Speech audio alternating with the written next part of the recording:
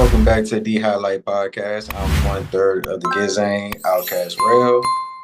Got my dogs with me, of course. Threezy from the HBZ. Yeah, Tasman with the Gas Man. See, I'm telling you, he be snaking it. He be snaking it. yeah, you do, bro. Talking about but any fucking who. All right, so what we got on the slate today? We can talk about let's talk about the Los Angeles Lakers. Let's go ahead and just be like all the media darlings and talk about the Lakers.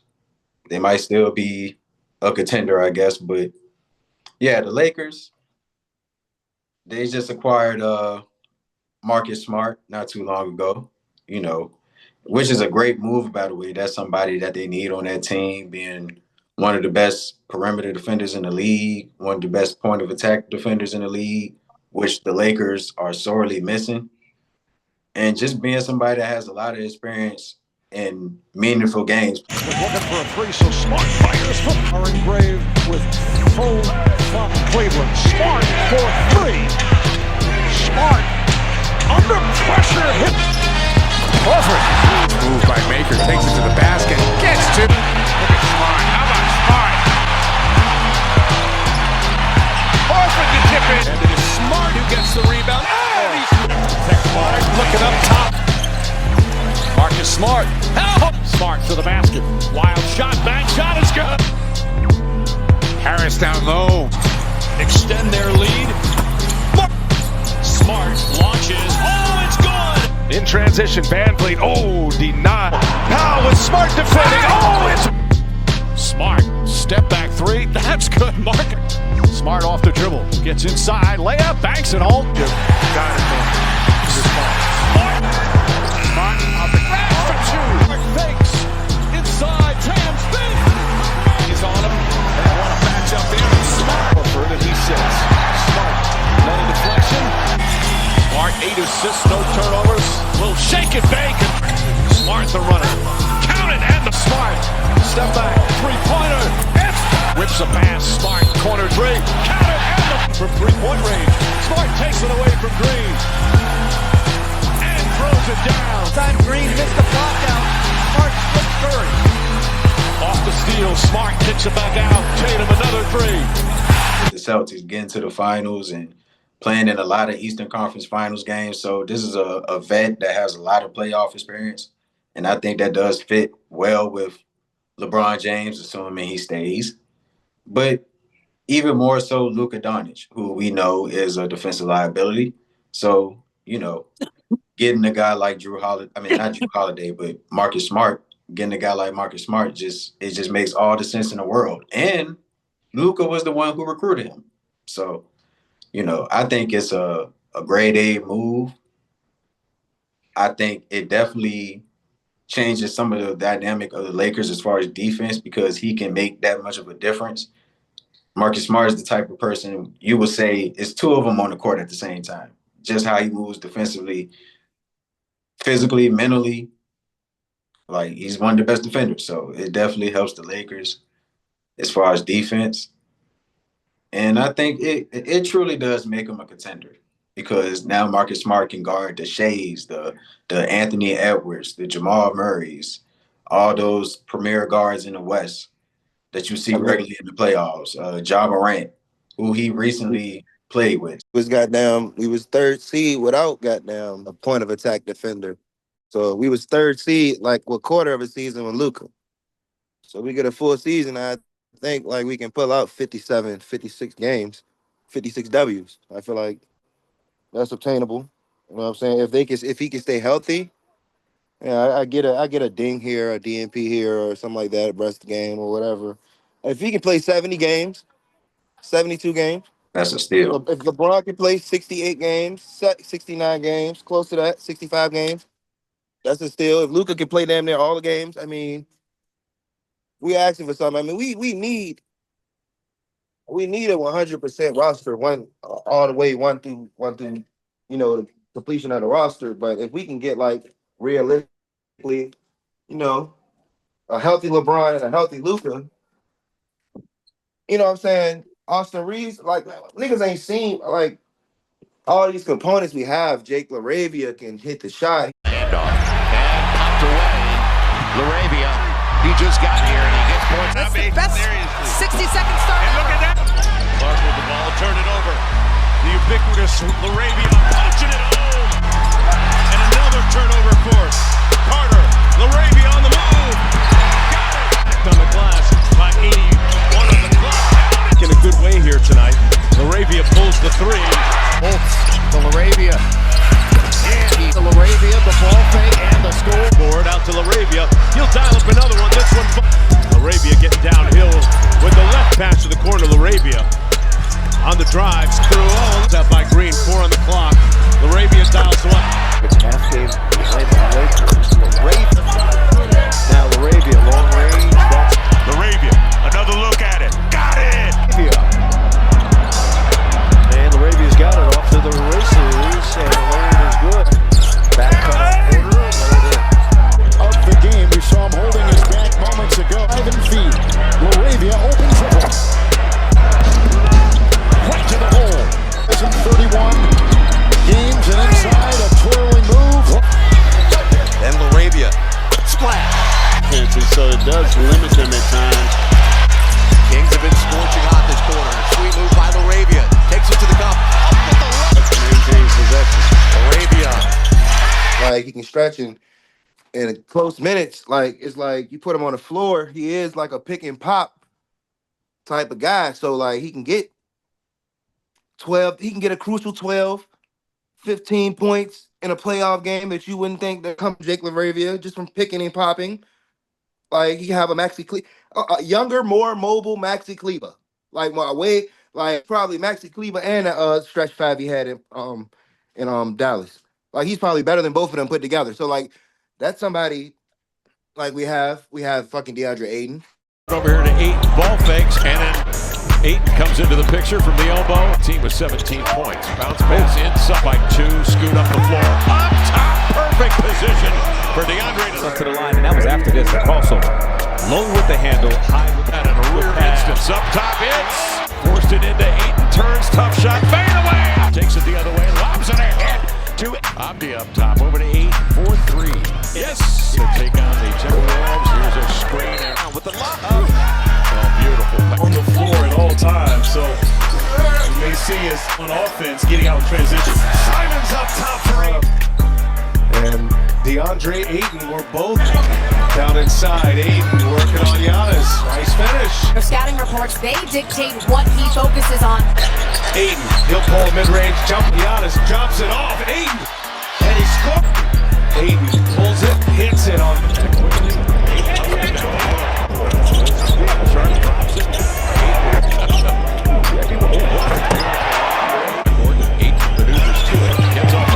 Solid 15.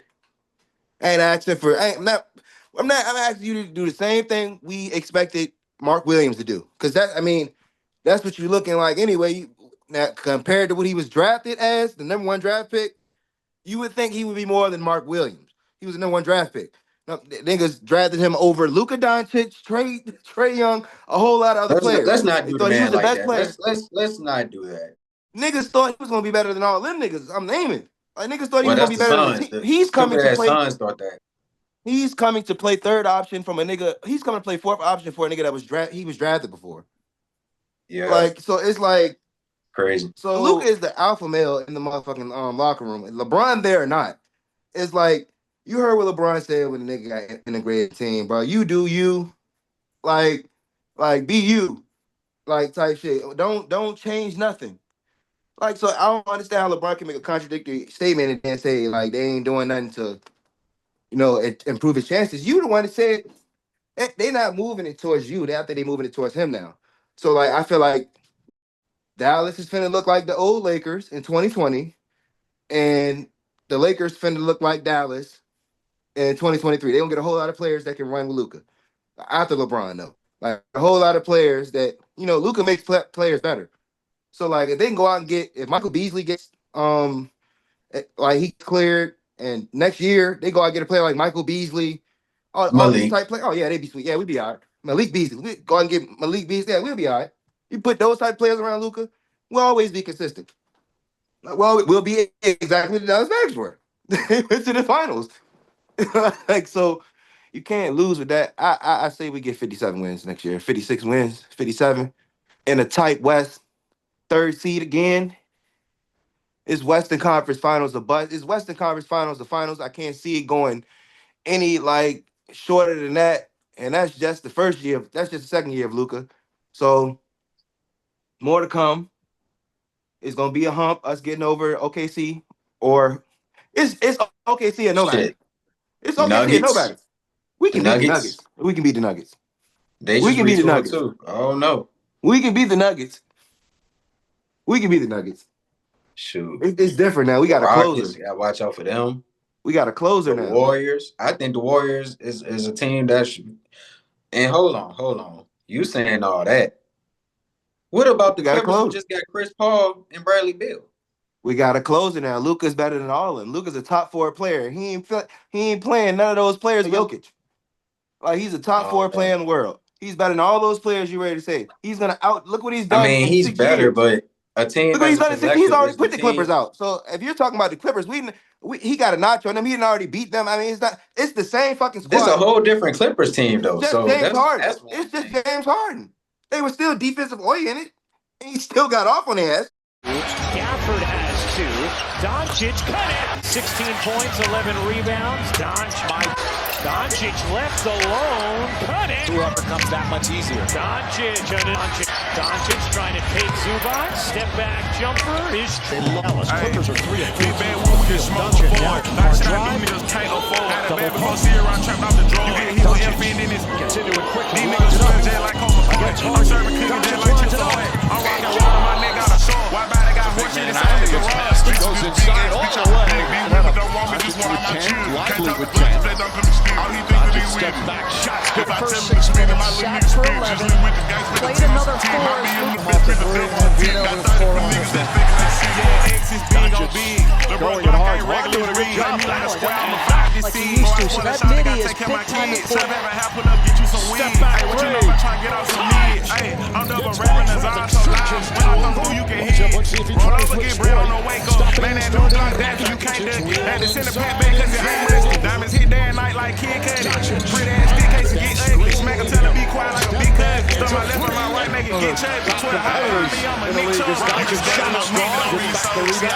Goes inside. Doncic give him the 3 by Hart. Doesn't come out. Gets into the paint. Close it up. It's still a different team. But I would They believe done that team retooled had that better whole defenders. team. They done I would added believe that team. Just them getting John Collins alone changes the team that they Zubac were was still last year. there. Because Kawhi was at the Zubac four. remember them buckets. Yeah, they Zubac do. remember them buckets. Yeah. But again, they just changed their whole team philosophy. They're going double This shit big ain't now. gonna matter. Them So it's niggas different. 35. You giving them niggas too much. You giving them too much hype. They I'm 35, not. bro. I'm Somebody just gonna saying get they injured. propose a challenge. They probably do have a better team than y'all. They don't propose a challenge to the Lakers. That's your take. Their bench I don't is think you know how. Chris I don't Paul, give a Chris fuck. He gonna get injured. He gonna get Derrick injured. Jones Jr., Nick Batum, Doesn't have a true jump shot. If you shut this and nigga Brook down Lopez. perimeter wise, he ain't got no jump shot. Their bench is 37. still Come better on than now. y'all bench. Nah. Yes. Hell no. We got bro, Yes. Austin Reeves gonna get most of them bench minutes, first of all. So Austin Reeves is better than all them niggas that's coming out their bench. So you're considering Austin Reeves a bench player? No, I said Austin Reeves is gonna get majority of bench minutes with the bench squad. He's gonna Okay, get. but he's not a part of the bench if that's the case. He's I mean, a if he's starter getting playing majority with of the the bench. bench minutes, he might not start. We don't know yet. As far as like the certified bench players, because all those players I name are most likely going to come. No. Our bench is not better than theirs, veteran wise. But by the time the bench come out and we playing bench, I don't even think it's gonna matter. I think it's gonna be like we're gonna be up by 12. I mean, they got a starting 5 too. I mean, they got a solid, starting 5. Yeah, I'm just confident in my team, bro. I said third I seed, know, bro. but I'm just trying to make confident, bro. sure that you ain't too confident. You ready to set I yourself know the up? fucking NBA. I know who I'm playing. Them niggas is gonna be a 6th seed or a 7th seed. They I fighting don't for a know. It's a play-in. whole nother team. I don't think you know who They you fighting for playing. a play, bro. They're gonna be injured before we even get there. Something's gonna happen. You can't go to Vegas and bet your money on the Clippers. Are you that dumb? I don't know.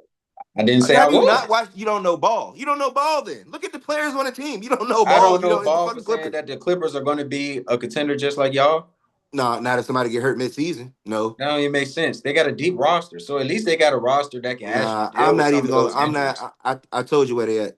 Play They're in just being team. biased, but I'm literally just Play in team. saying That's six. like their That's seven roster seed. That's has not a lot of carrying. freaking depth. That's not carrying. The NBA made it like that. That's 7 seed. I ain't saying they sorry. I'm saying that's where they're gonna be. Okay. The West You is entitled stacked. to your The opinion, Spurs. The Mr. Lakers Spurs gonna be in the fan. playoffs. The Spurs gonna be in the playoffs. I mean, the West is stacked. Yeah, it is. 53 games might get you the 7th seed, my nigga. 49 games might get you the 7th seed. That's what I got them at. Right in that 49 to 50. 49, 50, 51 if I'm being generous. Like, them niggas is not. Somebody's gonna get hurt coming back 80% or halfway through the playoffs.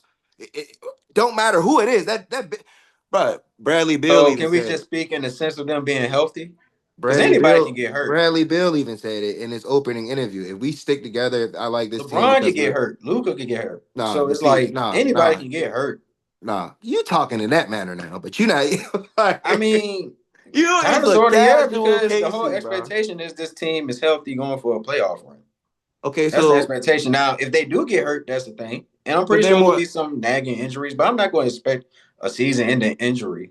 So would you say some of the players on the Clippers are more likely than others in the NBA to get hurt and have history of getting hurt? Kawhi, and that's probably it, to be honest. Chris And Bradley Paul, Beal a little bit, but that's Chris more so Paul, of like a recent.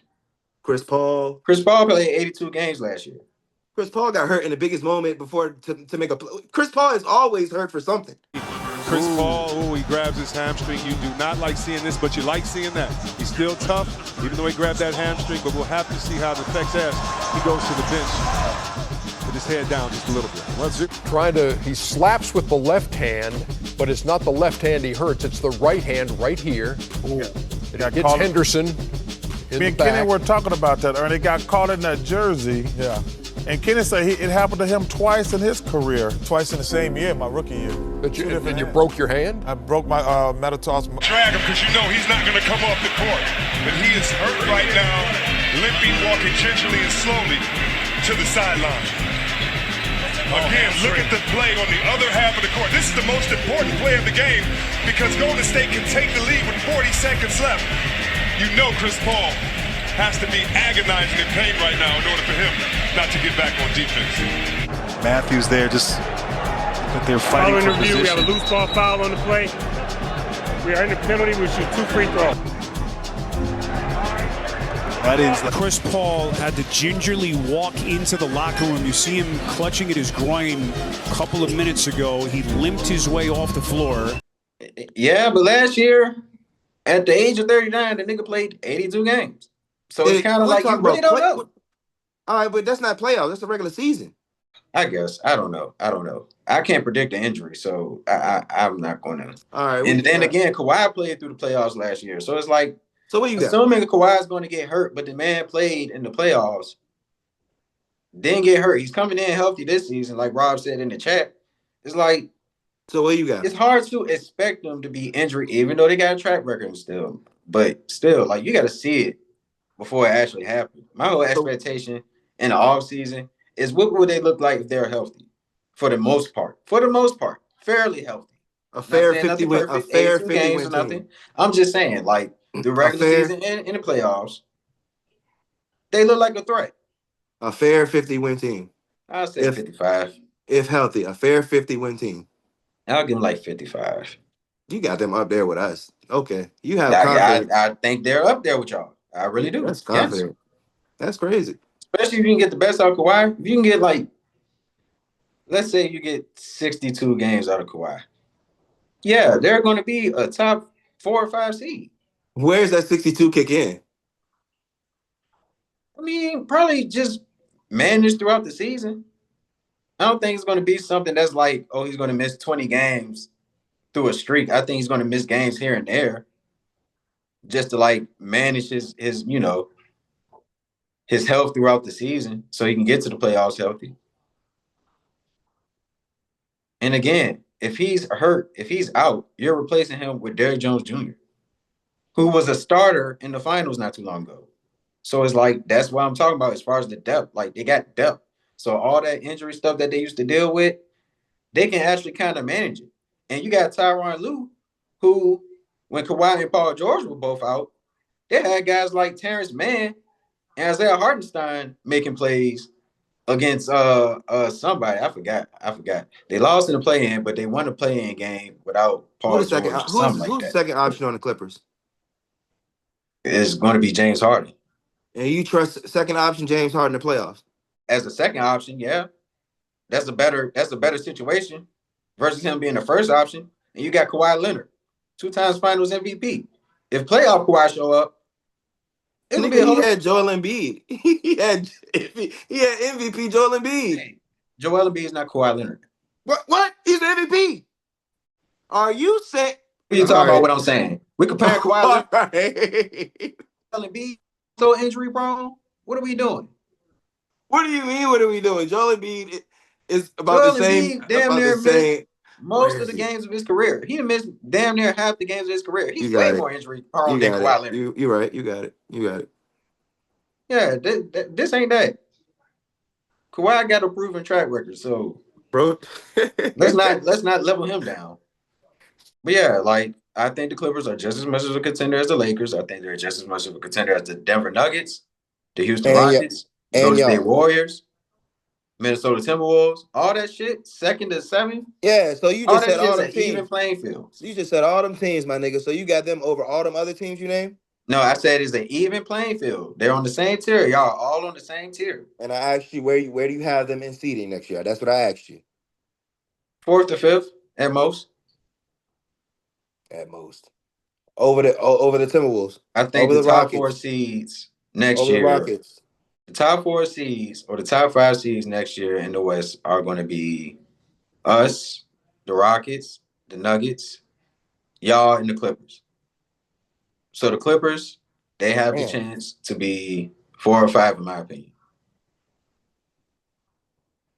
No higher than that.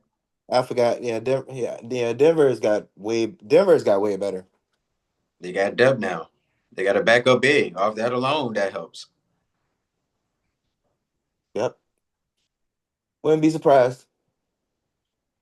I Wouldn't be mean, so surprised. we'll They see took how it y'all to unfolds, 7 though. games. Oh, and the Clippers took them to 7 games. So I see what you're saying. The Clippers took Denver to 7 games. It could have been the Clippers in OKC. For real, for Yeah. real. If Aaron Gordon didn't go crazy and turn to Eric Horry, it could be a whole different situation, but it is what it is. Yeah, now you saying So they got depth. They got Chris Paul now that can manage late game situations.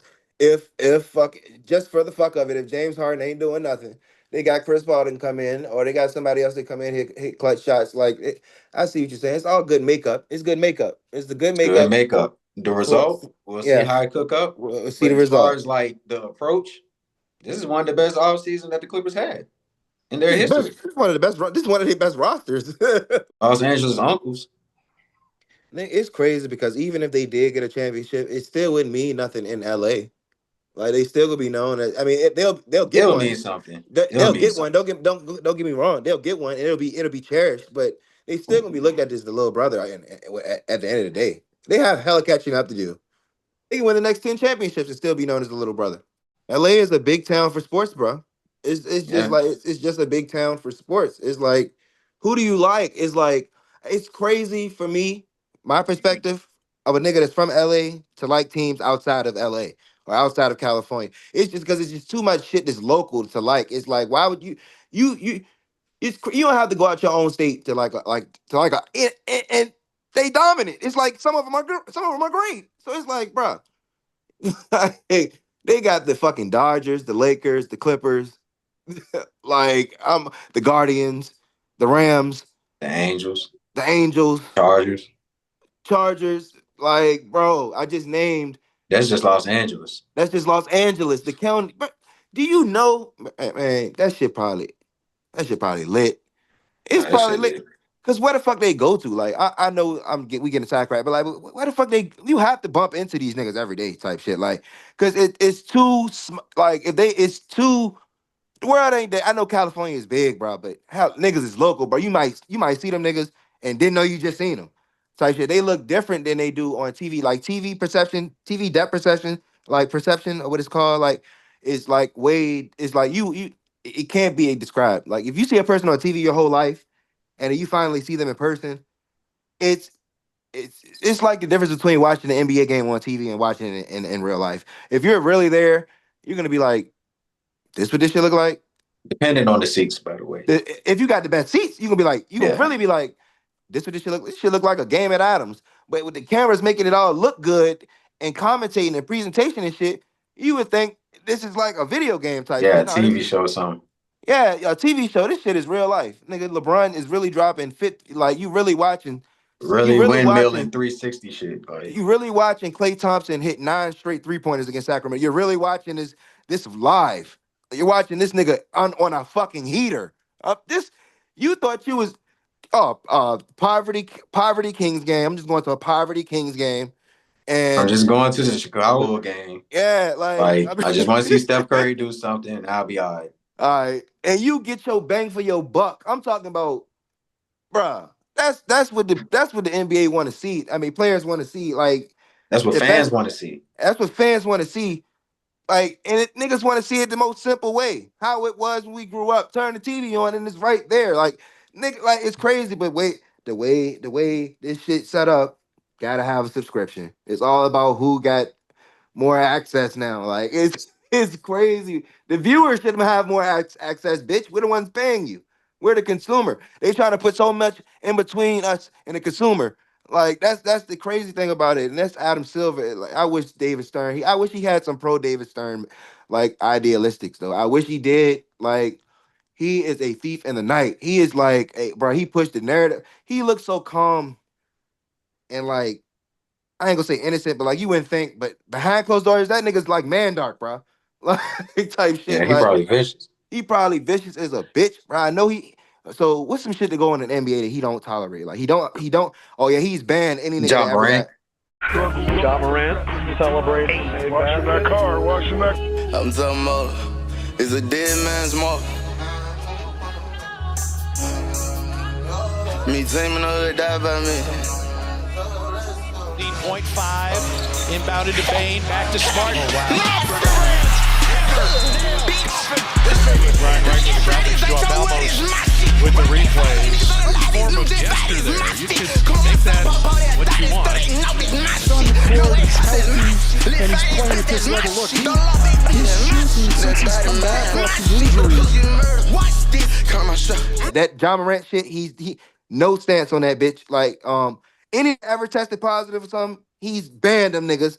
Like who else? Didn't he ban if I'm not mistaken, he banned Larry Saunders his rookie season. Not Larry Saunders' rookie season. I'm talking about Adam Silver's. Like I think his first year as being commissioner, his first year as commissioner, like 07 or something. It won't that too far ago because I remember they had a whole ceremony and everything. Like I remember he banned Larry Saunders' ass. Like didn't even give him no chance. I don't know if he got a chance to come back, but I know he banned his ass. He wild on his ass. I think he banned OJ Mayo, Tyreek Evans. But he ain't banned dude that just got caught. Joakim Noah. It's a center. Center just got caught doing some shit. But you know, they just changed the rules for like marijuana. No, but this doping though. This was doping. This was some shit like this was like. Oh no, doping is different. No, doping is different. This shit was HG. That HG shit. Weed, like. No, he ain't gonna bang for no weed. Now I think they hell no. I seen an article that said they pretty much did away with like caring about that shit. I thought it should be some niggas that's re-enlisted now, like bruh. like Tyreek Evans and OJ Mayo, but they probably just it's just probably ain't. I don't think nobody smoked more than Montrezl Harrell, bro. When he was in the league, bro, I really think it's a brotherhood of niggas.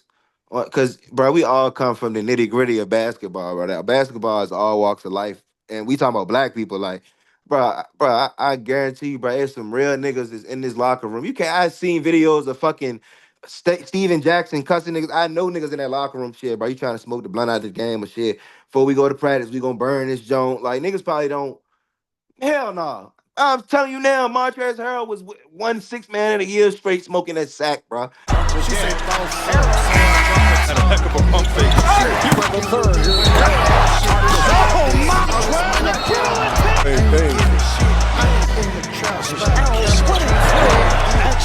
Montrez spots an entry to the house.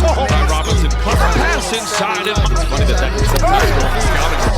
Mismatch inside. Foley just any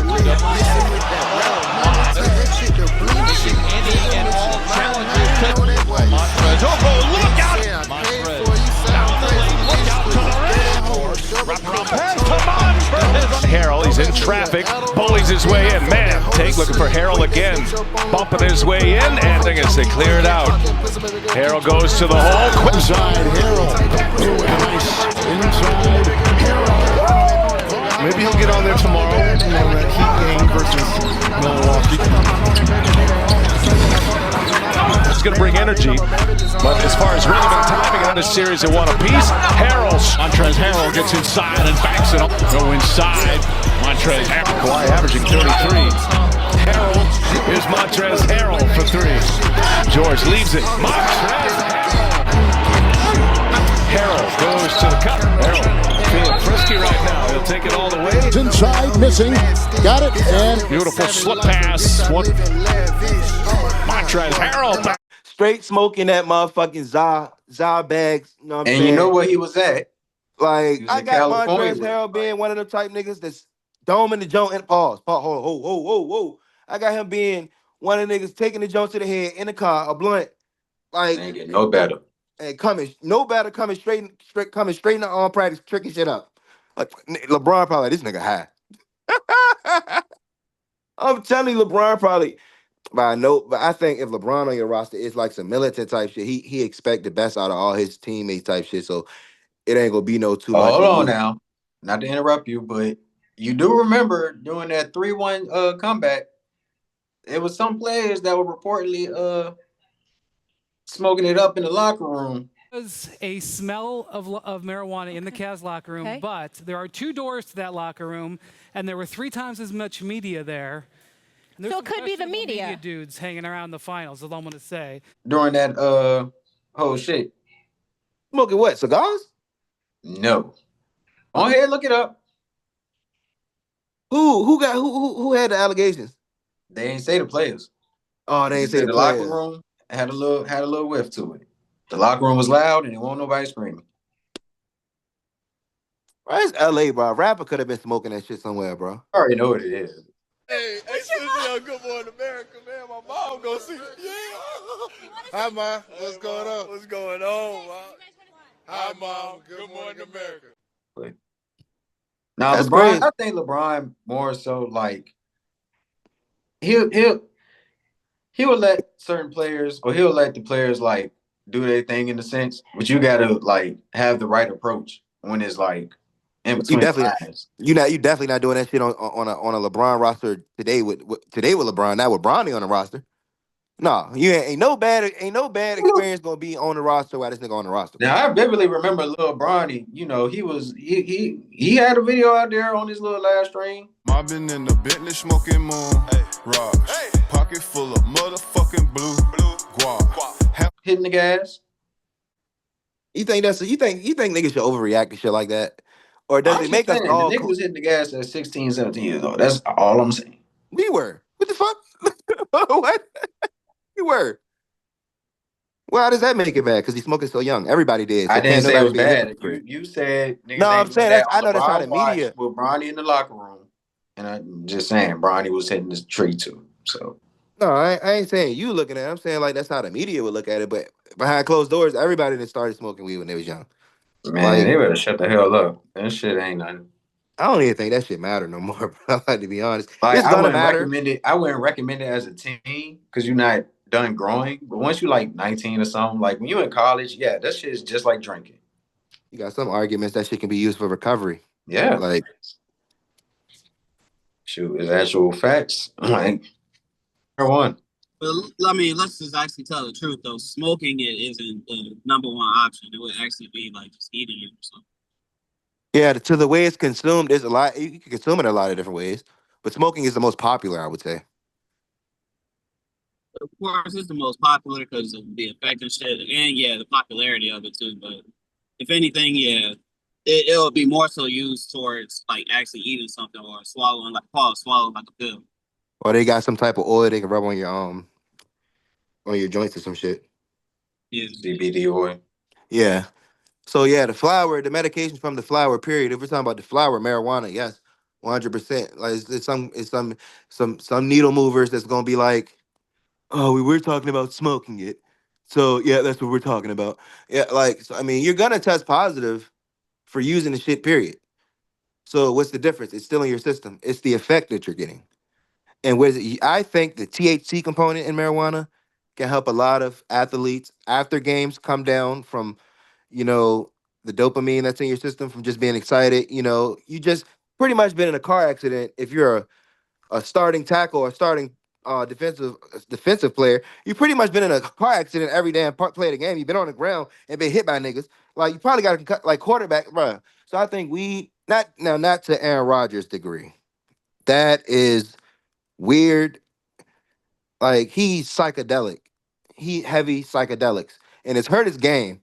So I wouldn't go his route. But the Snoop Dogg route as a smoker, yeah.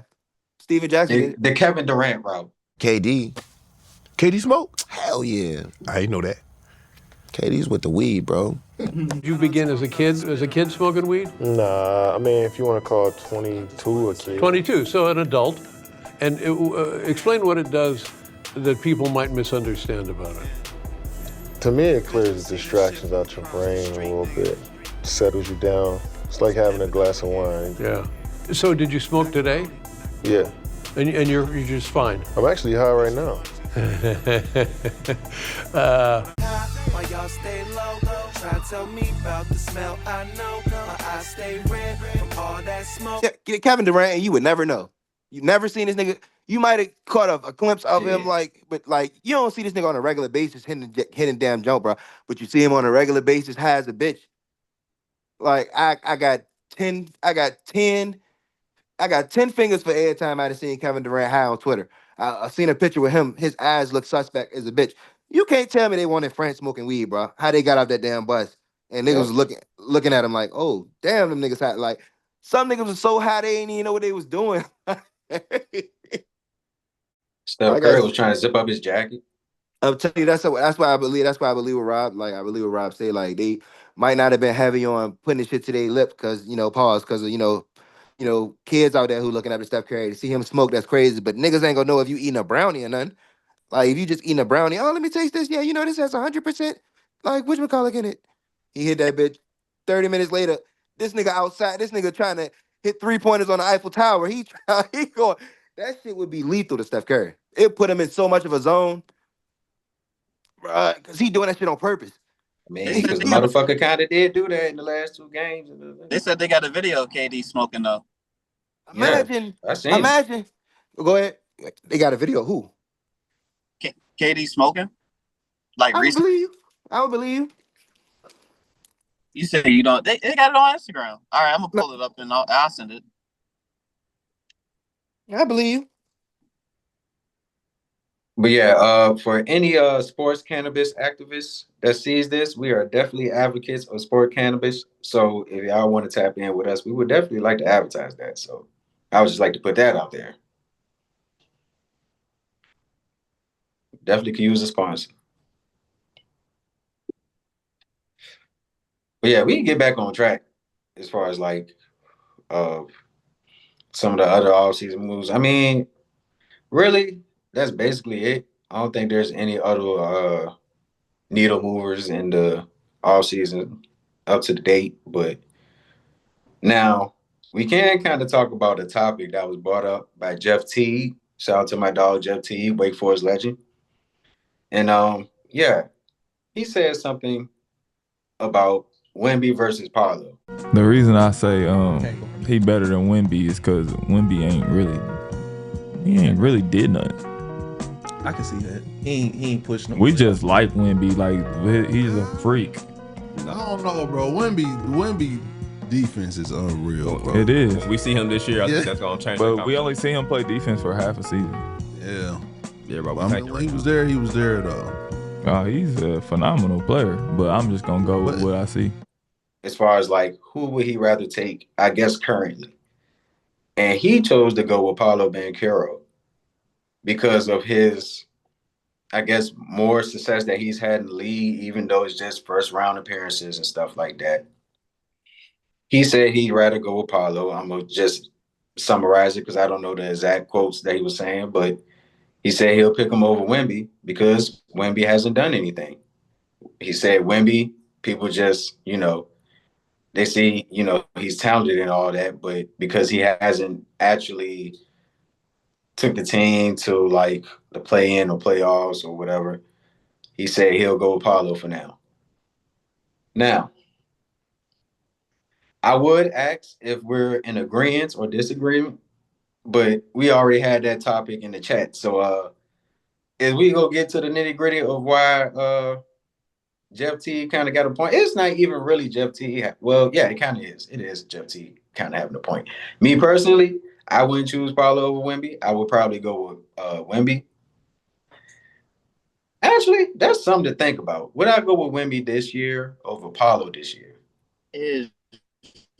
That's actually debatable because if you don't think Paolo's going to have a rival year this year, then I don't know because he seems like he's on that trajectory. Got a guy like Jason Tatum out.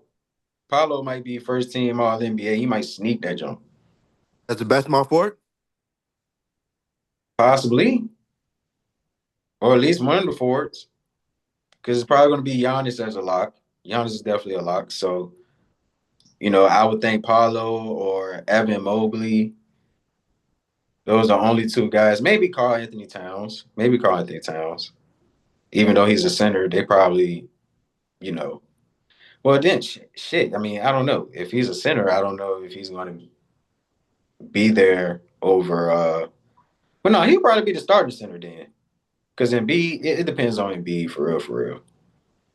Carl could still have like a first team All NBA year like he did last year, but yeah, I can't really think of no other like forwards. LeBron? Small forward or power forward. I can't really think of anybody that's like a better candidate than Paolo and Evan Mobley. No LeBron? I'm thinking more so like Eastern guys. Eastern Conference. Yeah, that's what I'm saying. Yeah. Even though All NBA is All NBA, but still, like, just as far as like somebody from the East being in the All NBA to replace Jason Tatum, assuming like someone steps up to the plate, I think Paolo and Evan Mobley can have first team All NBA years. So, as far as Wemby, can Wemby have a first team? He can make first team. So he's a contender himself. He will be a forward. No, he'll be a 5. He'll be a 5. Okay. So Jeremy Sohan, he gonna start. I think he's the starting power forward. I'm not sure. They haven't released the starting lineup yet, bro. Just assuming. I mean, obviously my guy, but still, like, I'm just saying, as far as like contending for a first team All NBA spot, I'm trying to figure out where we will categorize Wemby. Because if he's a center, he's going to have to contend with Jokic and possibly Embiid. Just Jokic alone is kind of like. But they'll have 2 centers on there, and they'll just put one at the other, though. Have they done that?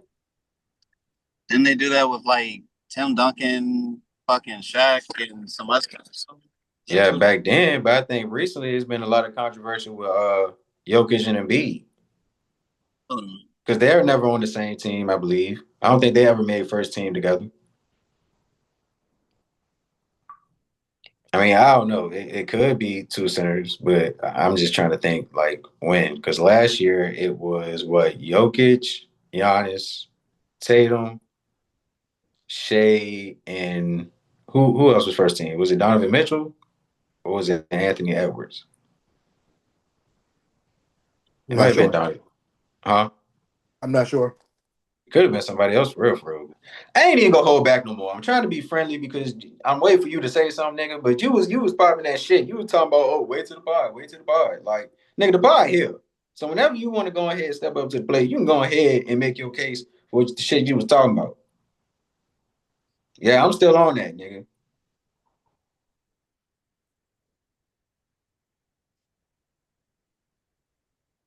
Okay, never mind then. Shit, never mind. Shit. I already knew this was gonna happen. His phone probably breaking up. Probably. Perfect timing, I guess. I already knew it was gonna happen though. I'll wait till this nigga get his shit together. But yeah, I mean, all the case that I was making in the chat, as far as what he said about Wemby not having guards, that's what he was talking about. And we was talking about the rookie year because we're not really including last year because he got hurt after the All-Star game or whatever. So I'm not talking about that. I'm not talking about what Wemby got now. I'm talking about what he had back then. And I'm not even talking about what Paolo got now or last year. I'm talking about specifically 2023 and 2024, that season. He said that Paolo had all these guards, right? He had all these guards that was helping him out more so than the guards in San Antonio had with Wemby. I proposed to him, hey, Trey Jones off the bench with that San Antonio team averaged 6 assists. So obviously, that's a guy that Wemby had at point guard, whether he was coming off the bench or starting. Because Taz Man with the gas man, he was naming starters and bench players. He said Cole Anthony, Jalen Suggs, Anthony Black, and I don't even think Corey Joseph was on the team at that point. So he said Markelle Fultz too. So Trey Jones had 6 assists compared to those guys, which I think Jalen Suggs through the regular season had 2.7 assists. So if anything, that would probably be more so of Wemby having more help at the guard position or as a point guard, whatever, than Paolo. Right. Is that not? That's what I was basically trying to say the whole time. And then I even put Devin Vassell. You want to know why I put Devin Vassell? Because it was a good amount of games that he was the only guard starting. A good amount. Maybe not through the whole season. Like they had, again, Trey Jones started some games. They had Malachi Braham. And was getting cooked on the defensive end. Okay, it don't matter. He still started. All them niggas was getting cooked. It does matter, obviously, from what we was talking about. It didn't matter when Wemby was getting 72 dropped on him. They had nothing to do with Trey Jones. It matters when you sitting there talking and comparing niggas like goddamn Anthony Black ain't better than goddamn fucking Trey Jones and again 2023, 2024, Mr. Goalpost Mover. We're talking about that season. I am talking about that season. He's a needle mover. Anthony Black was barely getting ticked. Bro. He still ended up getting ticked in the playoffs. Check the stats. Still got ticked. Check the stats. Put up his list. Put up his playoff numbers then. And see if it's 10-6. Driving. So he was not that much of a facilitator for Paolo and Franz Wagner. Jalen Suggs was barely a facilitator that year. They had them niggas that actually play defense. Like, what don't you get? Them niggas actually play defense. Like, what are you talking about? Are you saying as a defender or as a point guard? I'm saying overall, like an overall point guard compared to Trey Jones and compared to Devin Vassell, who is not an actual point guard, a shooting guard. So we're talking defense now. We're not talking about overall production. Talking about overall? What are you talking about? Okay, Devin Vassell averaged 19 and 4 assists. So what are you saying? That's astronomically better than anybody on that team in 2023, 2024. Was he doing that against a star player, the star point guard? Like he did it for a season. Was he doing it against Curry? I'm saying like outscoring. I'm saying like was he outscoring the nigga like he did it against Curry? Kevin Durant. He did it against Oklahoma City. His first time out of jail, he gave me a hug. He hugged the block. They didn't, obviously. Vassell matches. Vassell launches it. Devin stops and fires. Got it. Ahead. Vassell. Tell him favorite flavor around his neck. That Barlow getting ready to check in. Is Vassell. He still ain't throw the block. Me and War, so if you SP with a gun, you get caught. Vassell, the poke away and the steal. Durant chasing. Be careful, he don't need to slide, even get caught. Pull it up, his that many micro made a song. How you tell me I got money? That's a shot right there. I think Clay's like one of the only guys to get that off. Vassell, fadeaway jump from the bench. Looney, Devin pulls out the array of moves and 20 seconds remaining in the third. He shot 36%. He can shoot it out there. Vassell, step back three. Oh! He made a Vassell. Here's a Vassell. Devin puts on the brakes. Vassell pops out. A 12-0 run. Edwards beats him under the screen. Got a hand up. Didn't matter. Vassell. Baseline. Got it. Wow. Jones finds Vassell. That's the hot guy. Raising up. Did it against I think the Warriors. What are you talking about? It's a good. What do you mean what I'm talking about? That's what the nigga did. What you just asked that? Bro. What more do you want? He averaged 19. They got one actual fact. That's no. However many games he played, and he did it against some good teams. There's no proof. Pull up the games. There's no proof. It is proof. Oh my God! You act like a nigga don't really watch these games. That shit crazy, bro. Pull up the games he was actually playing point guard. The point is, the man averaged the most assists as a starter. So what does that tell you? He was facilitating. It tells you it didn't move nothing for the Spurs. It didn't have to. That's not the point. Didn't have to. That's not the point, bro. The point is Wemby had guards. He had guards. Not really, no. That was getting more assists than the guards you're trying to say was so much better than him. Nigga, you're just going based off of assists. Nigga. So what are you going by? Nigga, overall. Because I just told what you actually Devin Vassell had 19 stay on the court points. for. Devin Vassell averaged 19 points. Who averaged more than 15 for the Magic as a guard? Bruh, it doesn't matter just about points. Oh, it don't matter now. It don't matter. It don't matter now. What keeps people on the floor? Defense, real. It don't matter, what is the Orlando Magic mostly solely known for? It don't matter. Anybody can play defense, bro. They can not anybody. Nigga, no. Now you tripping. Not anybody can play defense. But what about all around? You say all around. What do you mean all around? And by the way, does Wemby need that much help on defense? I mean, if he's getting cooked, if his point guard is getting cooked by like Steph Curry or something, then he's just going to swat that shit like he usually does. Isn't this the defensive player of the year? Oh, so he's going to come all the way out at the 3-point line. This is the defensive player of the year, right? Okay, you got it, real. He's they going to come all the way out to the 3-point line and swat Steph Curry shot. Okay, he's going to leave the paint wide open. I get you. Like that doesn't make sense. He's good enough to. And I'm talking about that year specifically, like. And them niggas was taking anyway, so it really don't matter what the fuck they was doing with it. Like, it's more so. It was just experimenting, exactly. I'm just saying, like, Wemby. My whole point is the situation that Paulo was in, they wasn't in, like you even just now said. They was actually in a situation where they can make the playoffs with what they actually had in the Eastern Conference. With Wemby in his rookie season, all he had was literally just players thrown out there. Oh, yeah, this is an experiment, basically, just to see, what we can do, where we got to go in the next steps. It's a whole difference, my nigga. Like, you can't sit there and go off of a small sample size of Wemby playing only a year and a half. Jeff Teague is doing that. He's an former NBA player. Nigga, you the one giving them shine for it. What are you talking about? I'm just making the case, like. There is no case. That's my whole point. There's definitely a case. There's definitely a case. You can spin it however you want to. You can spin it however you want to. Paulo has done more. It only played half a year. Paulo has done more. Paulo missed a lot of time too. So it's not that much of a difference. And you talking about they on the team that was in playoff position. Paulo, he missed a lot of time with a well-constructed roster. He was a #1 pick. And they've been missing a point guard for how long? As a matter of fact, didn't you say we was talking about last season? Didn't you say we was talking about before? Okay, he didn't miss that much time like he missed the 2024 season. They was begging for a fucking point guard. Does that sound well constructed? Mid-season, did not make they said, here, Jalen Suggs, you be the point guard because we don't have a fucking point guard. That sounds so well constructed to you?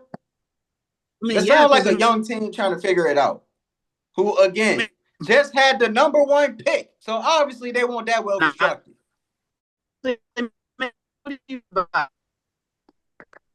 You low-key broke up just now, but they still made another move for the point guard. They still gonna sit there and go with Jalen Suggs. If they go this offseason and pick up another point guard, no. They stayed in the same direction that they're in now. We're just sticking with Jalen Suggs at point. Okay. Yeah. Well, I mean, if you want to talk about what they will do this year, I mean, I guess because I still think the Orlando Magic will have a better year than the Spurs. And if you want to blame the East, that's legitimate because the Pacers and the Celtics are probably out. I ain't gonna But lie, I think they got a better I ain't hear chance. nothing that you said. I think the Magic have a better chance of making the Eastern Conference semifinals than the Spurs have 2 playoff wins. That's your opinion.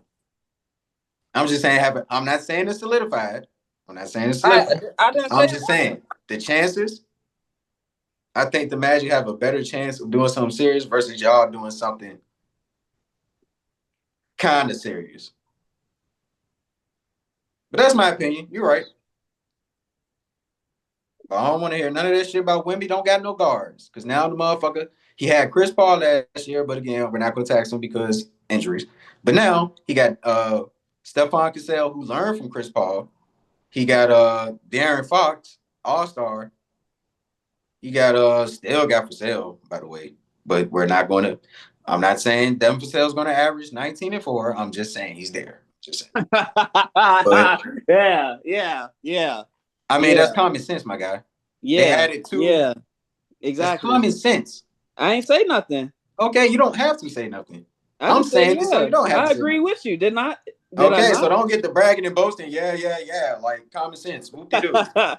Exactly. That's all I can say is exactly. Ain't no exactly because we never argued what they were going to do this year. We never argued that. So it's no exactly nothing. We didn't even get to that yet. We ain't got to. What do you mean we ain't got to? Like, all right. We'll wait till the season happens, bro. I'm just saying I don't want to hear shit about Wemby not having no fucking help. I don't want to hear it. Don't want to hear it. Bro, obviously we can see it now. I ain't see shit. You ain't see shit when they actually picked up De'Aaron Fox? Like, what? No, I haven't. They didn't even fucking make the playoffs. Wemby was hurt. Wemby was hurt. Guess what? They was the 13th seed by that time. They was the 13th seed, my nigga. Wemby doing all this amazing shit. Them niggas was the 13th fucking seed. 13th seed, and how many? What was the tie? Fighting. Probably like 2-3 games. But it oh don't my matter. God, they was still fucking fighting. Wow, you making it seem like it was they so was fighting with far Sacramento. Off, 2 or 3 games. They was fucking fighting with Sacramento.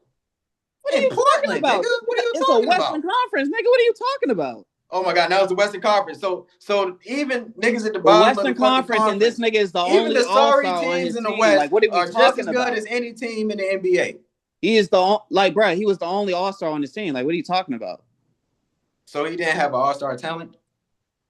Who? And he did, by the way, have Chris Paul, who y'all was saying, oh, Chris Paul will move the needle so much for them. Oh yeah, they were bound to make the play-in. They win so many games. I mean, they wasn't in contention Chris Paul for 82 games. They wasn't in contention to make the play-in. They wasn't at the 13th seed the whole entire year, bro. The play-in. Nigga, what is wrong with the play-in? That's still a chance to get into the playoffs. So now we downplaying the play-in? Miami Heat just but went why to the are you so low in the play-in? That shit. Like, what are you talking about? You so good. You so great.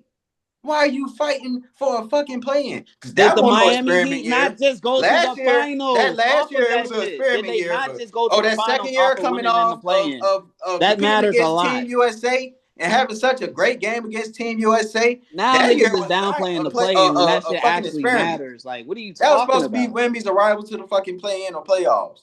And yes, he got hurt. But at that point, before he got hurt, the motherfucker was a 13th seed in the West.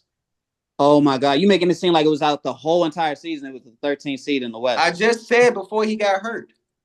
But I'm saying when he was hurt, nigga, yes, probably like right then at the time. It was probably like the 13th seed. But after the whole entire time, them niggas was a 13th nowhere near it. It was times in the chat I was even sitting there saying they was close to being the play, that they was like a playing team because they like the 9th seed or some shit. Like, what are you talking about? That shit fluctuates, nigga. Like, what are you talking about? Before it's 3 the games. All-Star If it's 3 games apart, like, what do you mean? Nigga, they was not in play-in contention. Bruh. They didn't fall out the play-in contention. They were never in it. Bruh.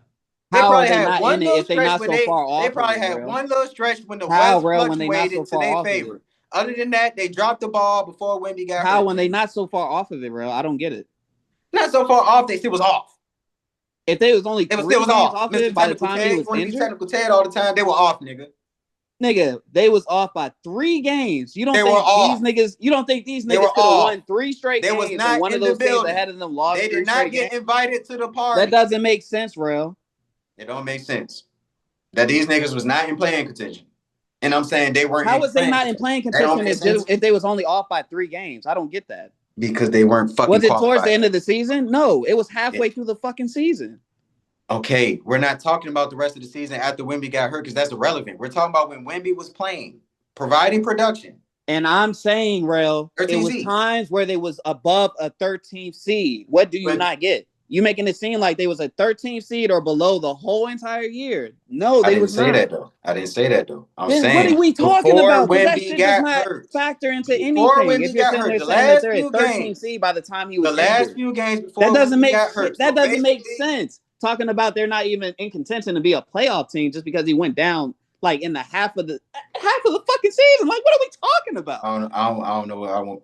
They didn't make it, so I don't know how this favors in your case. Because the nigga didn't finish. Like, what do you mean? Okay, but when the nigga was playing, the last 5 games when the nigga was playing, they were not in playing contention, bro. They weren't. Oh my god. They didn't beat like they could not have switched they back beat up the into Indiana being in play. So my question to you is, did they have a chance to actually making the play in after that? Yes, if he was healthy, but they weren't.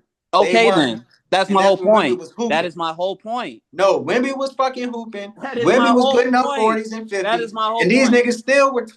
That is my whole point. You just admitted it.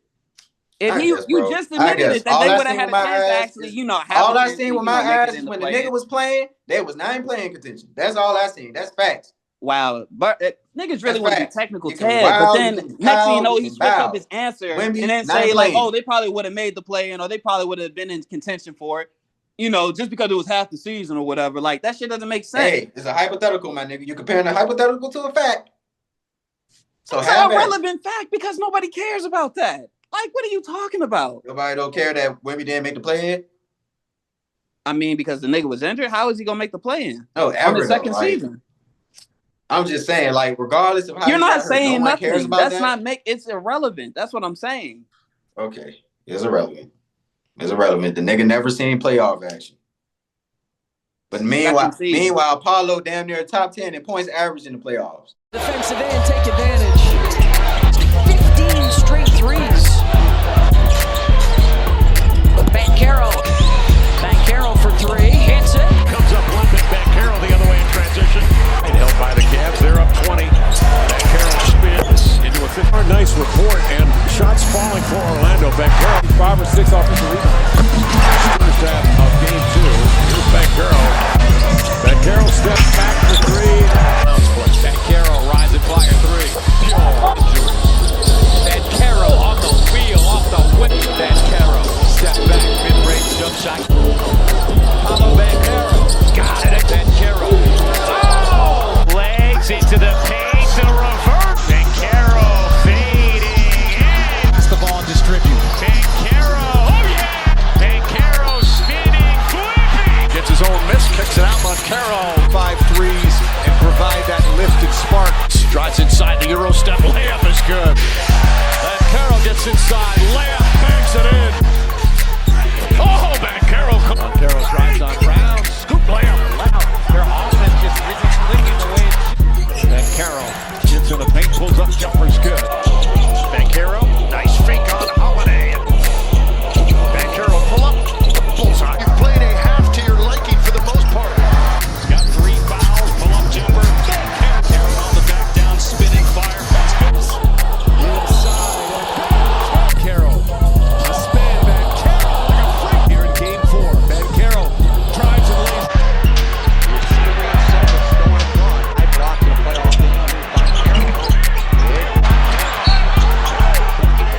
I mean, what is it? That's just for 3rd or 4th season? That's just starts. Is it his 3rd or 4th season? Yes. Okay, then. So what are you talking about? This is like Wemby. This is basically like Wemby's like. This is barely even Wemby's like 2nd season. I mean, 3rd season, really. You think Wemby gonna average 28 in the playoffs this year? I mean, we don't know that. I'm asking. And he doesn't even have for a to. prediction. Like, what are you saying? It's just a prediction. He doesn't have to average 28. He could be effective everywhere else. I'm just asking. Is he gonna do what Paulo did? Score more? Wow. Okay, that doesn't mean shit. I mean, I'm pretty sure Paulo got like good. But that doesn't mean nothing. You're being casual, like you being casual when like even Davon was sitting there just only mentioning points. Like you acting like he does. You acting like points is the only thing that is like I didn't so say much that. better just because he I didn't say averaged that. I just 28. asked, is he going to average more? Wemby could still average 24, probably like 4 or 5 fucking blocks. Yes, because he's a center compared to a forward. I get that part, but I was just asking about points. That's probably the most translatable because they play different positions. But then again, why bring it up when it doesn't even like matter? Because it's something that's historical. That's something that actually happened versus what Wemby has done. You got it. He's top 10 in scoring already. I'm not saying it's the all in be all. I'm just saying, tell your boy to do that. Since nobody don't care, since it's irrelevant, I've been begging to see Wemby play in the playoffs since his rookie year. Okay, bro. Bitch wasn't gonna get there. Not at the rate that they was at. Okay, all bro. that shit he was doing. It's like you said, it's hypotheticals, like right? You think it was. Just said like you said, it's hypotheticals, right? No, it wasn't a hypothetical that he was out the playing at that point. Is it a hypothetical that he didn't have a chance to even still make it after the half of the season? If he Brody was dropping 50s. Brody was dropping 10 blocks. Hold on, but didn't you just say if Wemby didn't get injured, they still would have probably had a chance to make the play in? Probably. Exactly. Like what are we talking about? But you know what's the fact? You know what's the fact? What are we talking about? The season ended right then and there. They weren't going to make it. That doesn't make sense. Just because the season would have ended right there off of it doesn't make sense. Like barely 40 I don't know what games. else. Like what? What are we talking about? I don't know what else I got to say, bro. That doesn't mean nothing. Okay. So just because the season would have ended right then and there. Just because of half of a season? Like what? That doesn't make sense. I'm telling you, at the rate that they were at, they were sorry as a bitch. They discredit fucking LeBron ring just for barely even playing like a full season. Like what are we talking about? I'm saying at that point, when they were the 13th seed, them niggas was not in the play-in. That's all I'm saying. No. That's all I'm saying. You can slice it and dice it however you want. That's just the facts. Wemby was an irrelevant fact. Wemby was That's going what crazy. I'm saying. It's an irrelevant fact. Wemby was going crazy. It's an irrelevant fact. It's a hypothetical. That man Chris Paul had to go. Sat there and made nigga Chris Paul said, "Nah, this nigga Wemby good. This nigga Wemby good, but I'd rather play with broken down Kawhi and James Harden, non-reliable in the playoffs. I'd rather go back here than try to make it work with this nigga again." I mean, he wasn't going to get no tick, real. What are you talking about? Chris Paul wasn't going to get no tick. No, he would get like 20 minutes off the bench. He was not. If anything, he was going to sit there. If anything, he was going to sit there and just coach up. What you call it? He was getting ticked in though. I mean, but he was going to get ticked with when they're trying to sit there and develop Dylan Harper and trying to make De'Aaron Fox like the number one guy, the number one point guard. Yeah, you can find some time. Kick one of them niggas to small forward. You got it, bro. Next topic, you bro. give Chris Paul 15 minutes. All right, next topic, bro. Next topic. You can't give Chris Paul 15 minutes. No, bro. No. He's playing with a deeper roster. No. You don't think he ain't gonna get ticked? No, because even like you just said, you're gonna sit there and put like Devin Vassell or some shit like that, just so then he can actually score and then sit there and facilitate and then get like his numbers as far as assists. He probably don't get like 6, but he could get like 4 or something. But other than that, you're gonna sit there and mix it up. You're not gonna sit there and play three rotational point guards, 3 point guards in the rotation. And they're gonna have to do that anyway. But I think in the case with them 3, Vassell, Cassell, Harper, they're all 6'5", so they can play out of position, especially in the small ball era. Like they can play 1 through 3. Honestly, it's just all about who's going to guard the 4, and it's probably gonna be Cassell because he's 6'6", 200 pounds or whatever. So, like, I can already tell you now, like that's the reason why they wasn't gonna keep Chris Paul because one, he's not in the future of them actually being on that team. Like, it's not like they're going to be in a win now situation even this season. Like, we don't know that. It's supposed to be.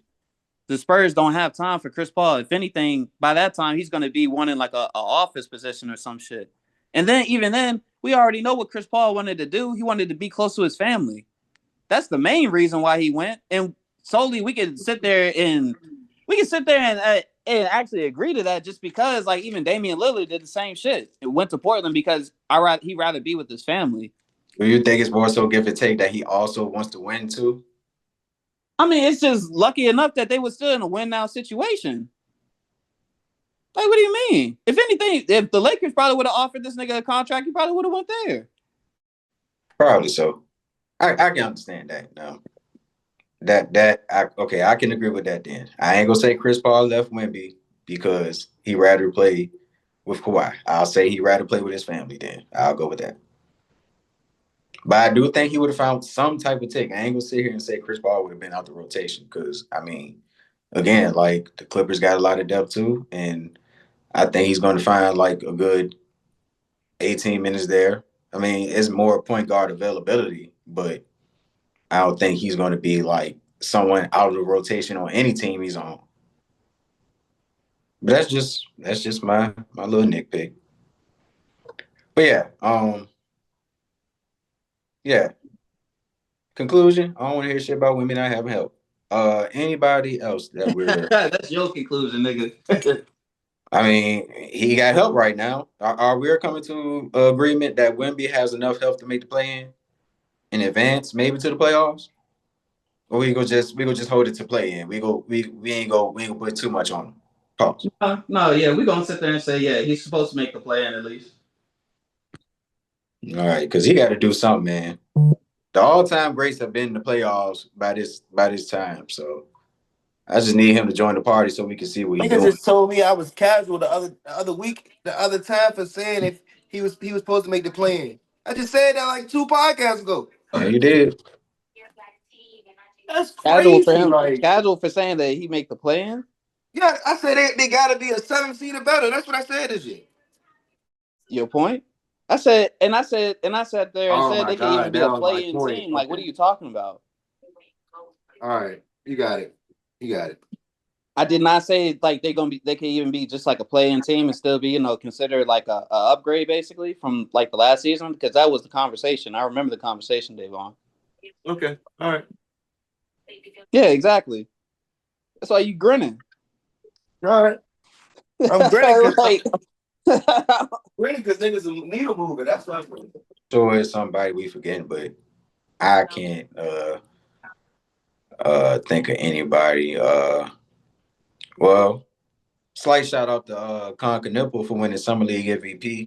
Summer League Championship Game MVP trophy to Con Knipple. Bitch, I'm a Viking like Randy. Congratulations to Con. You can't be talking in front of my nigga, ran it off. I had ass in my hands and soft. Certified popper, that shit what I talk. Fuck all you ungrateful niggas, we ball. All out of time with my stick in the mouth. Helping the Charlotte Hornets get their first championship in sports history.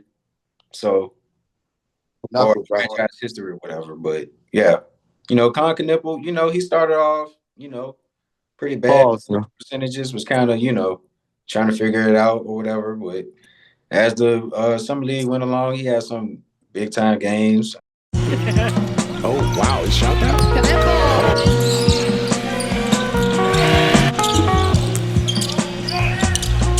That's a great first that they have. Knipple splits the D. High off the wind over and over again. Great pass. Coming back into his rhythm at the offensive end and showing his okay playoffs. How good can this Spurs team do? And everyone can help. No bad love for USC. Yeah, but behind the back pass from Knipple. The effort in which you've shown in the first 3 quarters. An opportunity to maybe get a ring here in Las Vegas. Con Knipple, the 4th pick overall, playing like it here in Charlotte, 33rd overall. There's their rotation. How does LaMelo Ball elevate his Knipple drains up. Throw was able to block it. To no avail. Knipple on the baseline. Here's Knipple inside the Kalkbrenner. Knipple penetrates, takes it to the basket to go. Ball with the kick. Here's Knipple and that key. But more importantly, his ability to play win its first Summer League title. Sacramento looking for its 3rd championship. Knipple on the drive. Knipple gets that freshman year high school at 5'6" and 5'7". Fires to Knipple. 3 on the way. It's good. Delivering what could have been a dagger to the Kings. Knocking down a huge 3. I know he had a good game against us, had like 18 something, split cat, all that. So, yeah, shout out to Con Knipple and, hopefully he can prove himself to be worthy of that 4th pick in the first round in a generational draft, by the way. Hopefully he can make a difference for the Hornets and, they can make the play-in or playoffs themselves. So, you know. How many All-Stars you think this draft is gonna produce? Man, I'll say Coop, Ace, Dylan, VJ. VJ's. Yeah, VJ. I'll go VJ. I think he'll be more so of a late bloomer, but I'll go VJ. Late bloomer type shit. Maybe not, but I think the others are more like capable of dominating. Now, if Embiid leave and it's just him and Maxey and McCain, then yeah, I can see him putting up like 18 a game type shit, and he could definitely be an all-star. But why he can't? Why wouldn't you say he can't do that with Embiid on the team? because I think with Maxey being the shooter that he is, the scorer that he is, I think he's going to get more plays than VJ, and VJ is probably going to have to be like a all-around player. And it's like, you know, he's still 6'4" at the end of the day. Yes, he's super hyper athletic, but there's going to be situations where, you know, if you're not getting the scoring, you know, the athleticism prowess, whatever, if you're not getting that because he has to be the third role player, can you depend on him being the defensive stopper? Can you depend on him being the all-around player to help out balance the scoring between Embiid and Maxey? Because I think the best VJ you're going to get is when he has the ball in his hand. But you can't expect him to be like a third role player playing like an all around role. He might can do that, but I don't think he can do that like against niggas that's like 6'8", 6'9". It's actually too much. Okay. I mean, but yeah, when he gets the opportunity to like be a second role player or shit, the franchise player, I think he'll fuck around and be on some like similar to like Victor Oladipo, D Wade type shit. Like maybe not spectacular numbers like that, but like in that role, he'll definitely be like a 23, 24 point per game scorer if he fulfills his talent. But I think he got that type of potential. Trying to think of somebody else. Trying to think of somebody underrated, but I don't think Kamal is going to be an all-star. He might, but it's not going to be because he's like dominating offensively. But if he averaged like 18, 10, and 3 blocks or something like that, he could be an all-star for the Suns. Shit, that's really all I can think of right now. I know I'm missing some shit of people. What about Igor Denham? Igor Denham does have slight all-star potential. I don't know because like I can see the Josh Giddey type game. I mean, shit, he's probably a little more aggressive as a shooter than Josh Giddey. So and then the athleticism is spectacular and all, but it's like I need to see a little more. If they let him run the show, that would be cool. Cause then you can really get like a great sample size. But you know, him being a role player, I just don't want him to be like, oh, this is just another Rudy Fernandez or this is just another Mario Azonio or something like he needs to be in a situation where he can be a point forward. And hopefully Brooklyn lets him do that. But that's the only way he can be an all-star. But he definitely got the potential though. Marzonia good as a bitch overseas. Overseas. That man dunked on Giannis, blocked LeBron, and was out the league a year later. They're crazy how the league is, right? Yeah. Latest the greatest. 1 minute you hot, next minute you not, bro. Only the greats stay hot for extended time, bro. Hey, that's the separator right there, consistency. Like in a period of time too. But yeah. But then again, there's niggas out here that's not in the NBA that probably could drop an NBA player off though. Yeah, but those are like moments. Again, if we talk about consistency, can they do it for 82 game plus playoffs, win a championship? Can you do that? While 3 motherfuckers is guarding you, by the way. And you got to make for teammates to make plays themselves. That's the separator because niggas can do it for one game. Niggas can do it for a brief moment. Jeremy Lin.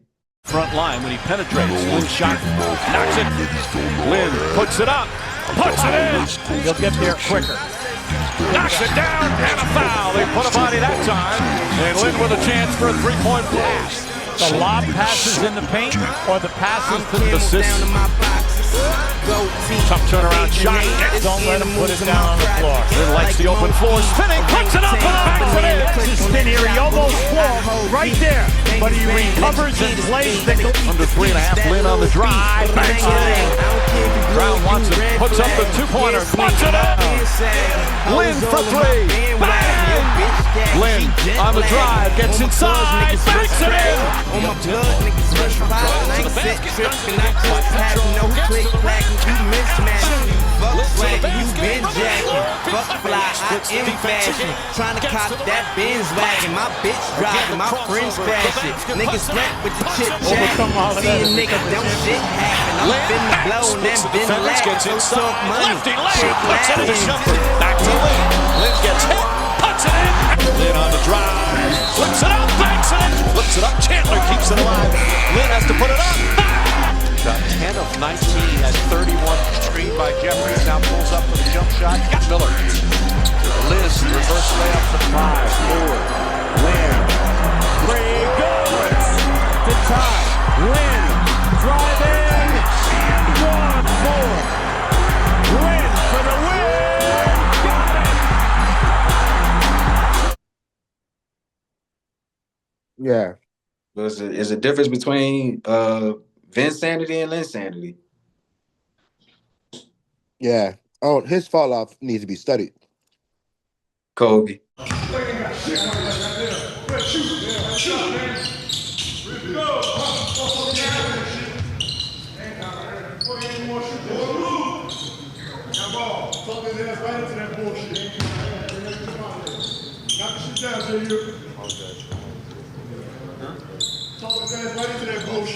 That's awesome.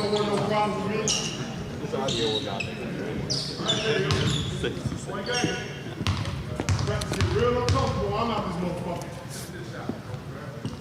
It's game time. It's game time. Get him off the court, coach. Put their ass out there with Put their ass out there with coach. I mean, he was kind of falling off with the Rockets. Actually, Patrick Beverly. I'll say Patrick Beverly. When he started for the Rockets, yeah, it was over for Jeremy Lin. Because he was the starter at first. Wasn't he averaging like some good numbers at first? Yeah, looking good 15, 16, I think. That's what I remember. Yeah, he was putting up some good buckets. He just wasn't. It was just empty stats at the end of the day.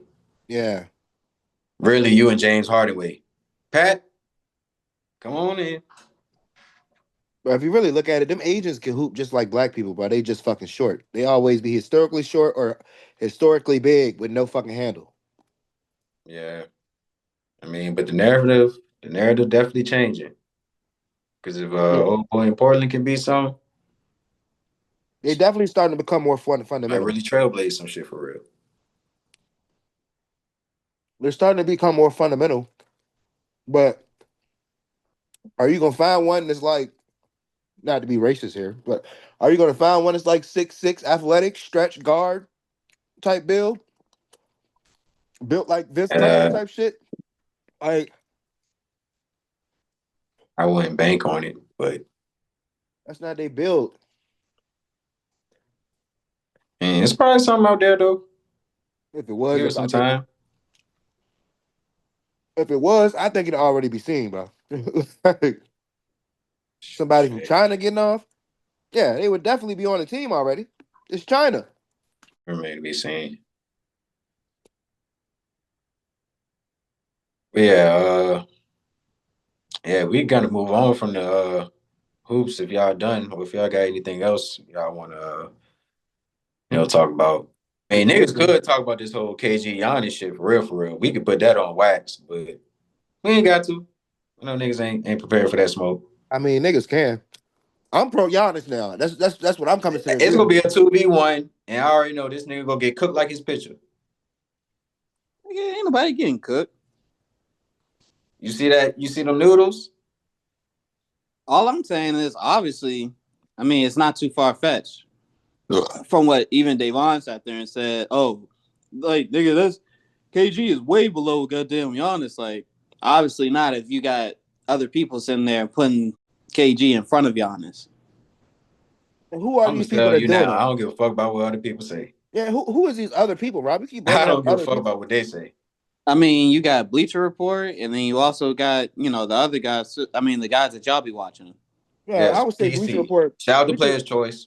Shout out to Players' Choice, bro. Y'all like this is shit that y'all look at. Like, what do you mean? Bro, All right, first of all, don't they make are it seem very, like they niggas are is very, just glazing these niggas. Hold they on, bro. are. At the end of the I day, didn't bro, say they be saying some crazy y'all shit was. themselves. You the They one. say some You the crazy one shit who just themselves, and said I it. be I right in didn't that say chat it. disagreeing. So don't make it seem like I'm glazing these niggas, pause. Who But I said be you right was in that glazing chat them? Who said disagreeing you was with what these glazing niggas them? saying. That's what you're insinuating, Rob. How? Because you make it seem like niggas is fans, bro. I appreciate good Y'all said sports what debates. list? So I Y'all tuned asked in. me a question. Y'all asked what list? I sent y'all 2 lists. It was one from Bleacher Report and one from the guys I said that y'all look at. That's all I said.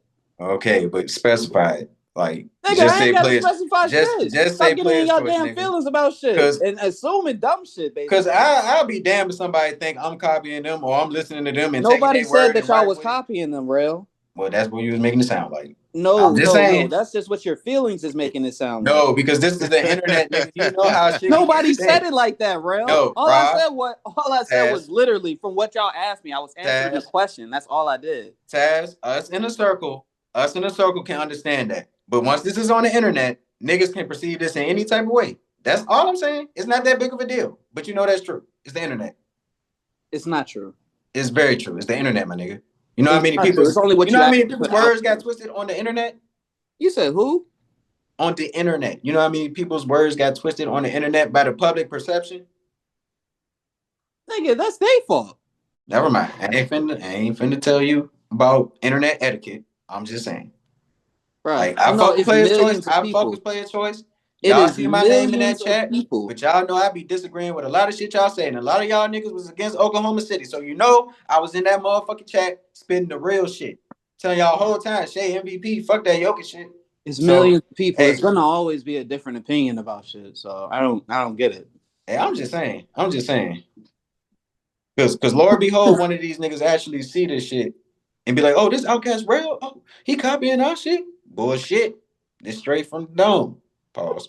But still. All you had to do was literally say what you just said. Well, shout out to Players' Choice. You know, I be keeping up on such and such. Like, nigga, that doesn't mean you guys much respect. Like, oh, well, yeah, I'm dick riding these niggas. Like, nigga, we know you not. Just sit there and say, like, oh, yeah, you know, cool. Niggas ain't gonna know. Niggas ain't gonna know. You just blatantly say, oh, these are niggas y'all watch. Nigga, oh my God. I said, yeah, these are the niggas that y'all watch because I don't watch them like that. Yes. I told you I only watched a few episodes. Regardless of the fact, yeah, just because these niggas said it, that you don't said mean they was biased. Shit to me. You said they was biased. I said, yeah, and they were slightly biased, yeah. Regardless of the fact, bro, it don't mean shit to me.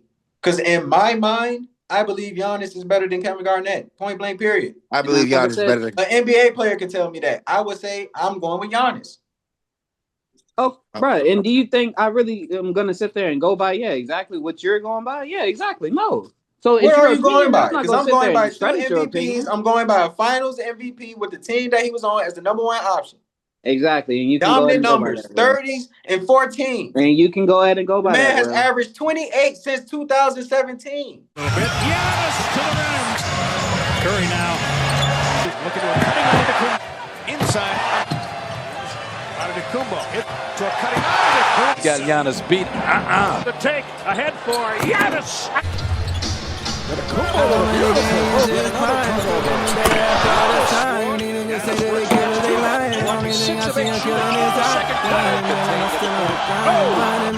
He's shooting at himself so much. Match on Connaughton. They have 4-second chance. Don't push me, nigga, my feet on the game this season. Giannis from the three. But Frank Vogel and the Lakers. Over LeBron. Giannis creeping into the season has been over the league in steals this year. This playoff, 12 assists. Nice. And he scored just 84 points in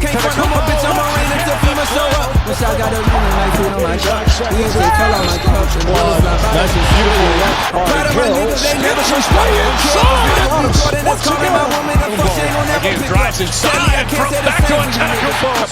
Taking it to go. He soars and scores. Throws it up for 8. Antetokounmpo sets the foul.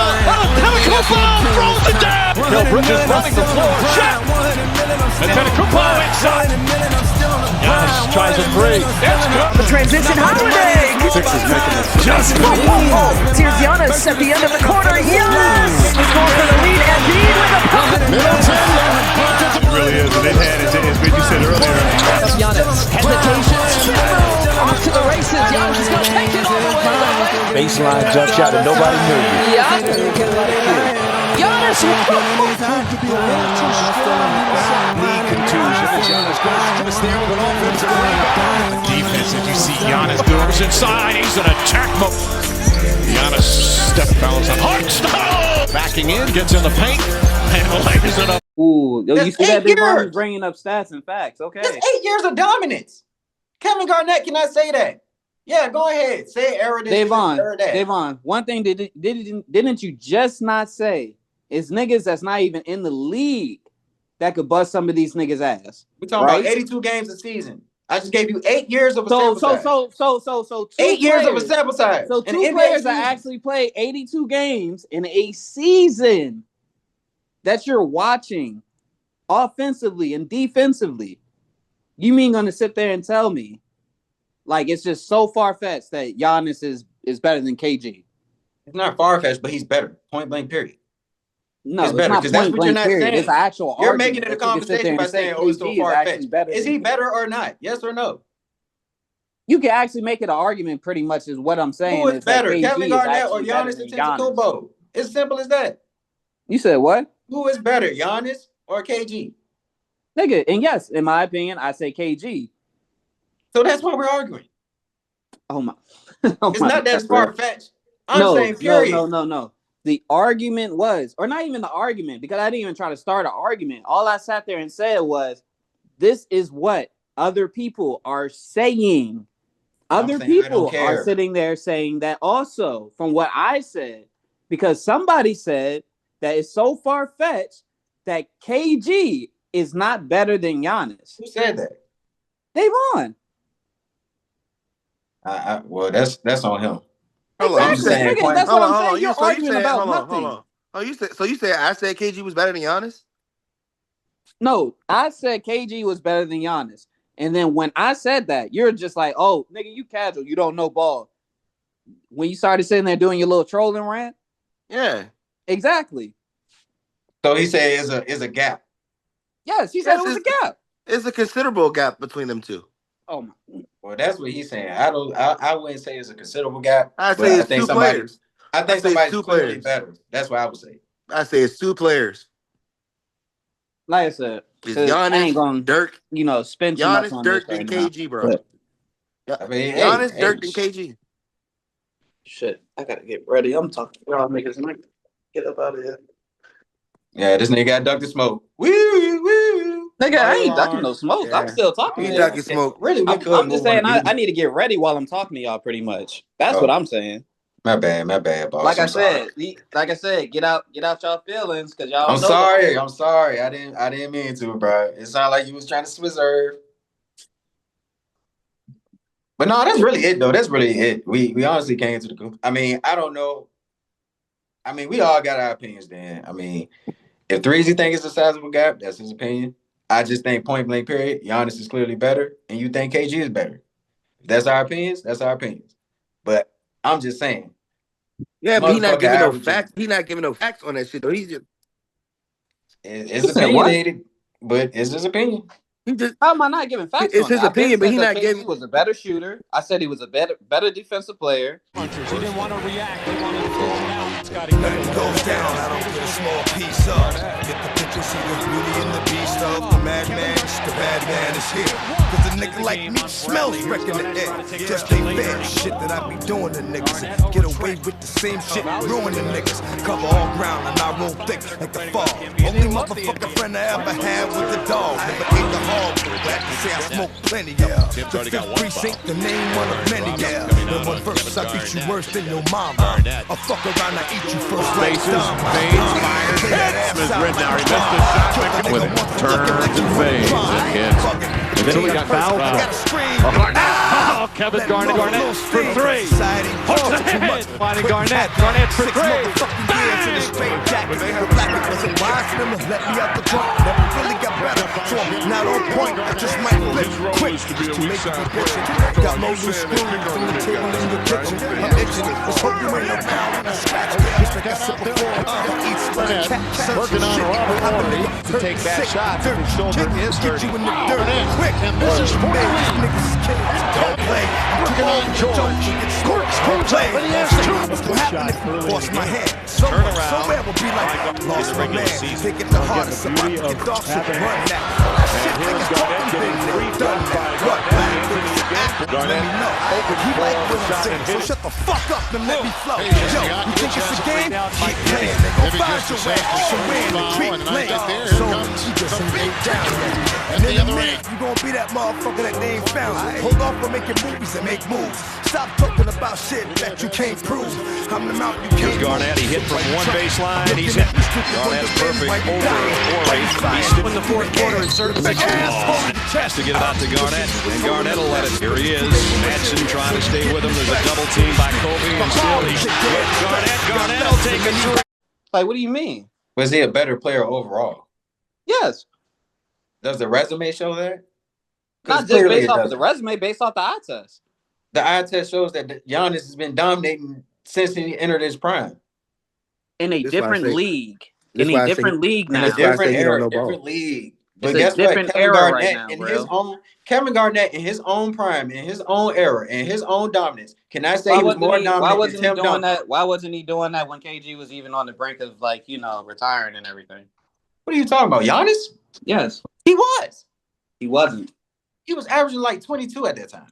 That's when he just started. Oh, and by the way, Giannis had to share primary touches with Jabari Parker. He wasn't the most dominant, though. Bro, he just started getting to that dominance. He ain't gonna be dominant out the gate. He got to develop. Exactly. He got to develop into that, though, bro. I'm saying when he got there, he didn't stop. There was no drop off. Exactly. Exactly what? That proves my point. You said what? I said when Giannis reached his prime, there was no drop off. So to say, oh, what was he doing when KG was ready to retire? It don't really matter because that wasn't his prime. Yeah, it really don't matter. That wasn't his prime. It's not even comparable. You could say he was in the midst of his prime, though. He was entering it, but he wasn't in it. Whatever, bro. Like year 4 at 22 years old. Don't forget this nigga young as shit. I hear you, real. You hear me, but are you listening? Like, he getting his cook back, bro. You cooked him early. You cooked his ass early, and he getting his cook back. Bro, he never cooked me because I'm saying the same shit I've been saying. You cooked him early. He did not cook me with the Paulo and Wemby shit. He did not. He's not cooking nothing. Oh my God, it's just.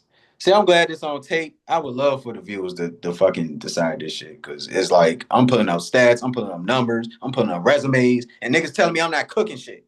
No bullshit. I honestly I'm bringing up the ingredients. I'm getting cooked, but I'm bringing up the ingredients. I had to start the grill. I had to put all the shit together, but all of a sudden I didn't get cooked. Nigga, because obviously we see stats do not fucking matter. They do not always fucking matter. 2 MVPs matter? You said what? Do 2 MVPs matter? I can understand that KG didn't have an MVP. How about this, though? Does finals MVP matter? Dropping 50? I mean, does it matter when they were in 2 different eras? Yes. My point exactly. Hold on. Finals MVPs don't matter now because it's different eras. To that argument, though, KG was like 34 when he won his championship. He wasn't even in that role anymore. He was the third option. Ray was the third option. Exactly, because he had to come to the East. What do you think he would have done if he would have came to the East third earlier? Option on you don't think team. You don't think if they would have formed that squad earlier, you don't think he would have had more championships if he would have got there before he turned old as a bitch? That's a super team, but that still mean he will probably be the third option. So it really don't matter. He still ain't go the first option. He wouldn't have been. Paul I Pierce, guarantee nigga. that now. 28 a game, nigga. What are you He talking wouldn't have about? been. He wouldn't have been the no first. third option. He wouldn't have been the Paul third option. Pierce. He wouldn't have been no third option, real. Let's stop that now. He would have been a third option. Ray was averaging more in his prime. Paul Pierce was averaging more in his prime. Now, KG was averaging 24 at most. Exactly how the points would have went at that point. Hold on. He was averaging 24 more. He probably was averaging more, but he wasn't as dominant as KG. So KG on that roster probably give you like 24, 25 a game, bro. He can give you like a good 22. But the ball's going to go in Paul Pierce's hands as a playmaker, as the clutch shooter, as the scorer, period. Still with Rondo? And Ray Allen. Yeah, with Rondo. They ain't gonna change. How many buzzers does Kevin Garnett even have? Like, what do you mean? Rondo's going to distribute that ball. Rondo's going to distribute that ball. You making it seem like they never went to Kevin Garnett for like the finals, for like the game point? No, they have. They have. But I'm saying, like, most of the majority that's going to go to Paul Pierce. Where he has done that. How many times have Giannis done that? his long range mid-ranger was like a go-to shot. Just because he's a third option doesn't mean he's an option. He's going to be an option. I'm just saying. Paul at the Pierce final buzzer, hold on. At the final buzzer, that boy moved that goal. Who you going with to take the jump shot? How's that moving the goalpost? That's exactly what happened when they played with each other. A third option going to be an option. It's still an option. Yes, that's actual fucking facts. It's an option. It's an option. It's an option. It's literally an option. Just a third. Okay. All right. What sense are we fucking making? I don't understand. All right, that boy move around. No. Y'all niggas just don't comprehend at the same level. Y'all niggas frequency is just somewhere else. Y'all on channel 88.9. I'm on 92.1. They started treating us like Kanye when they call you crazy. No, nigga, y'all just gotta keep up. Y'all just gotta keep up because I'm saying simple shit. It's like when I say the simplest shit, y'all, it's like AOL dial come up in y'all head or some shit. AOL dial. I ain't saying nothing crazy. Well, yeah, go ahead. All right, so go ahead. Go ahead. So yeah, we just gonna end it. Finals MVP matter more. That's all I'm saying. We can't seem to come to Giannis an agreement. For the win. Giannis still can't come to agreement. Giannis for the win. Mr. 50-piece Chick-fil-A chicken nuggets, whatever. Like better than third option champion. How about that? If that's it with the hoops, I'm done. I don't got no more arguments. We'll come up with some petty shit later. I want to go back to that Kobe over LeBron thing, or at least I want to prove that Kobe is not that much of a second option as y'all try to tax him. We said that shit already. We deaded that already. You trying to beat a dead horse. You trying to beat a dead horse. I seen some things. I've been doing a little more research. So, I don't want to be like out of evidence when I bring this up, but whenever we get back to that time, it's not dead. As long as there's NBA players saying it, the conversation will still happen. Till LeBron win a championship again, this conversation will happen forever. Forever. By the way, I'm gonna save it for another time. I'll save it for another time. By the way, it's all good. We'll have that discussion for another time. Ain't enough time. I want to go to this music shit real quick, like before we, head on out and stuff. Yeah. So what you was talking about, young boy? You said something. It'll be the most. I just said that it's gonna have a lot of traction because you said it's gonna be a lot of stands. I literally said it has the most something. I said it's gonna be most streamed because he got a lot of stands. I say, God, who am I? Praying to the sky. I'm anxious and I'm desperate. I be wishing that I crack. Tired of situations, I be wishing that I die. Top, why you keep complaining? You'll forever be mine. So fine, she gon' run with that pick for the fact. I be digging her lip in the spine every time that she cry, pop up with surprise. Take a look in the ass, there's some hoes, these niggas be lying. I'ma roll, I burn out that time. All alone, I'ma fly in your time. Make a bitch say slap, big slang, take a shit. Bing, bow, bow, bow. Bitch, stop all that holding me. Pussy nigga trolling all y'all acting like some hoes to me. Put this bitch up on him, bring straight punch if he think that he gon' roll on me. I've been chill out, maze, I've been in my bed. That's literally all I say. All right, so stand on your stance, nigga. That's all I'm saying. I know you said something. That's my stance. I'm standing on. That's not no hot take. That is a hot take, depending on who's dropping. Young boy been doing numbers since he's been fucking 16. Ain't Tyler supposed to drop too? F40, that's the brand new coupe. Stuffing with bitches, what the fuck I do? Caught the plane with Matt Brown there too. Thank the gods I'm nothing like you.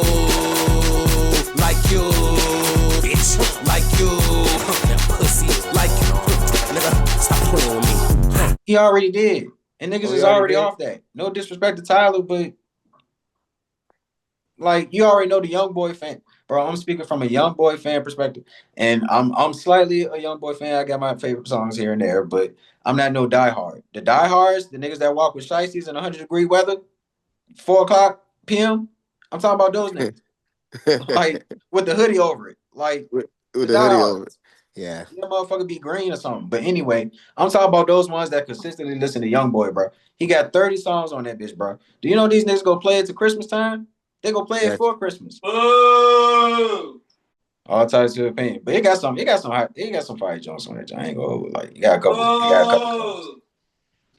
You I gotta mean, give your Rob, you gotta give your ears a little bit more taste, Rob. You gotta open your ears a little bit. exactly. Like, You ain't actually gotta live the life to like listen and be a dissector of music, bro. Like, goddamn. I mean, you could just say it's not for you. You don't Cause it's have to like, be in agreement. You don't I been have to said be. it's not for me. Can I say this? Can I say yeah, this? but to boo You it don't is have to kind of be. crazy because it's like you never heard Can it. I say It's like, this? Can I say this? You don't have to be in agreement with the lifestyle to actually sample a nigga music out. Just to hear if it's ass or good. Nigga, I never say you Like, did. oh, I'm just saying, like a nigga can listen to some music to give like to I see if never niggas said fuck with say it or nigga, not. I listen to Gucci Mane. Like, what are you talking about? say if niggas at an event, right, and we super lit, like niggas hit on some crazy parlay or some shit. We super lit. I Somebody ain't playing gonna some be young there. boy What are you shit. talking You about? gonna stop? You gonna stop being lit because they playing young boy, or you ain't gonna just Yes. vibe to the moment? Nigga, yes, you can ask Anthony that. Because there's some shit like that off that album, the Master album, which is a crazy name. But if they play something off that album and it sound fire for that moment, you can be like, boo. Yes, I still do it. What do you mean? Oh wow. So you can just fuck up the vibe. So even his best songs, you say boo to? Yes. Anthony will Oh, you play it just in don't. You fucking just don't like him as an So artist. Anthony will sit there and play you're that just shit at the absolutely bar. I will biased. dead ass say, yeah, cut this shit off, bro.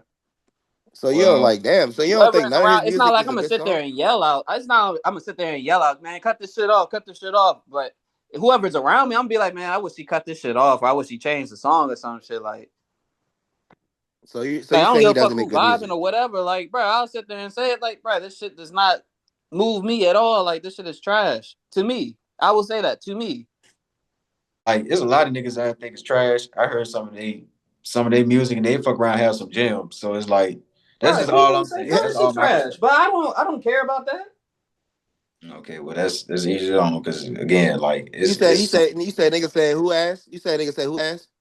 Niggas would say currency is ass. All right, I'm gonna give you this exactly though. example. Like I don't think Currency's the best rapper, but I got 2 or 3 songs that I like by Currency.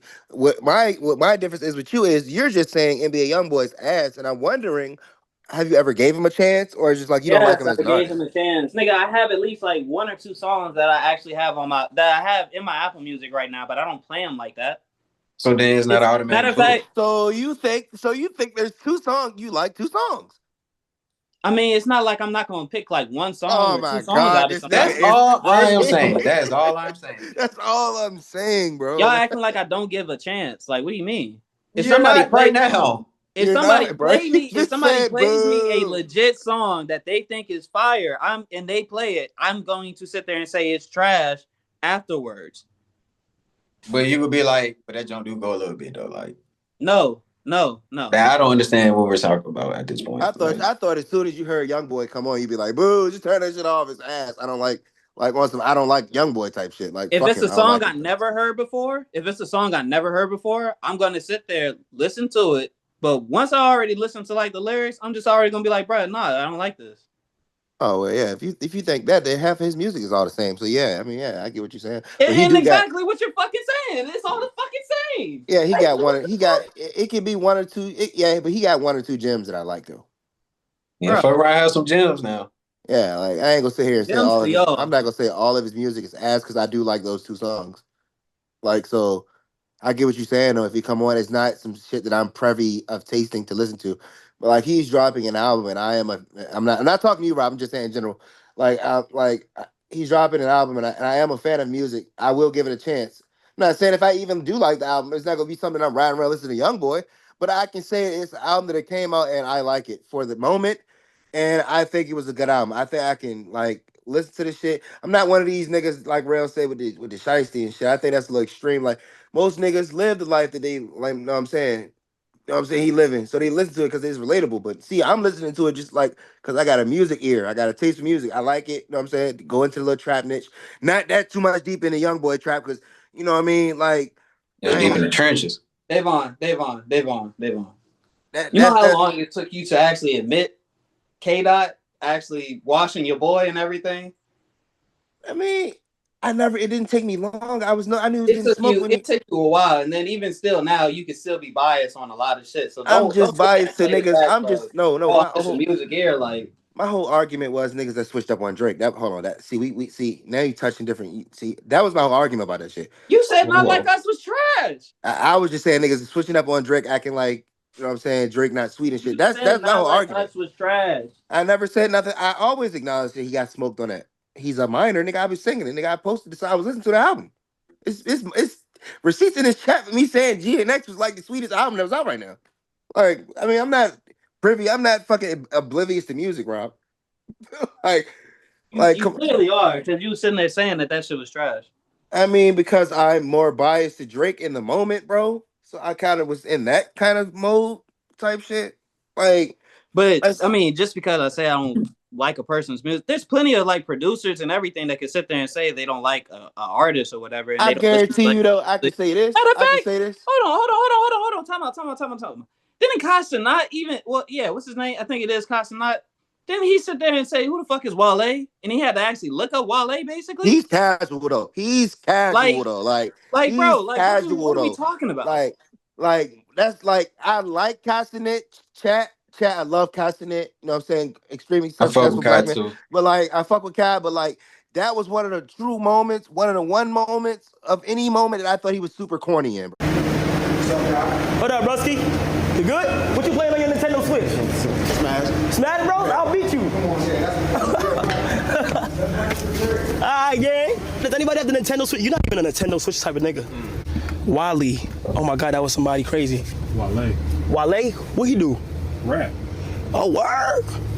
Like, cause like, what the fuck you mean you don't know who Wale is? Said, look, my no hands. She said, look, my no hands and no darling. I don't dance, and I'm with Roscoe. I'm with Walker. I think I deserve a chance first. Caramel macchiatos with Shawty get into work. I can be your boyfriend, be your nigga, or a friend with perks. I'm just trying to work that. They just trying to work. I need something to hold. Fuck that passive aggression. And when I'm back from off that road, don't ask me no questions, please. Feel what you don't know. I'm lyrically ZMT, LeBron shit. I was in the 6 after 23, and family is everything, and money is less important. Long as your mama love you, don't ever love a woman. I got a lot of bitches, they got a lot of feelings, but I got that green on my eyes, and that ain't no Donnie Simpson. And my wish is to have everything. And my only fears a wedding ring, hoping that my niggas says about it. I made it. Look, I'll admit it. Albeit pathetic, that I'm in my late 20s, still never been to a wedding. Guess the idea of that lobby empty. Do not sit with me, Will. It's not your fault they try to get me. Cause I'm a that's like my nigga. Now you're touching the nitty gritty of the roots of hip hop. Now, like it's like what the fuck you mean? Who is that guy? That was kind of corny to me. Bro, it's just the fact that you know. Oh no, I know he didn't. It's just he's casual as he's. We casual do have as a to person, as a human understand being. though. So let's understand though that Kai, when Wale was like in his prime, like 2012 Man, to niggas they age is talking about Joel Santana. If you know who Joel Santana is, you know who Meek. Nah, you know they weren't is. like that though. Nah, Kai was like 10 years old. Like he won't. If Kai know who Meek Mill is, he know who Wale is, bro. Yeah, that's a fact. But I would say Meek like had a little more longevity Come on, bro. in What the are we long doing run. here, bro? Like, but I'm just saying, if you know who Meek Mill is, how can you not know who Wale is? I get what you're saying though. He should know Wale. He should know Wale.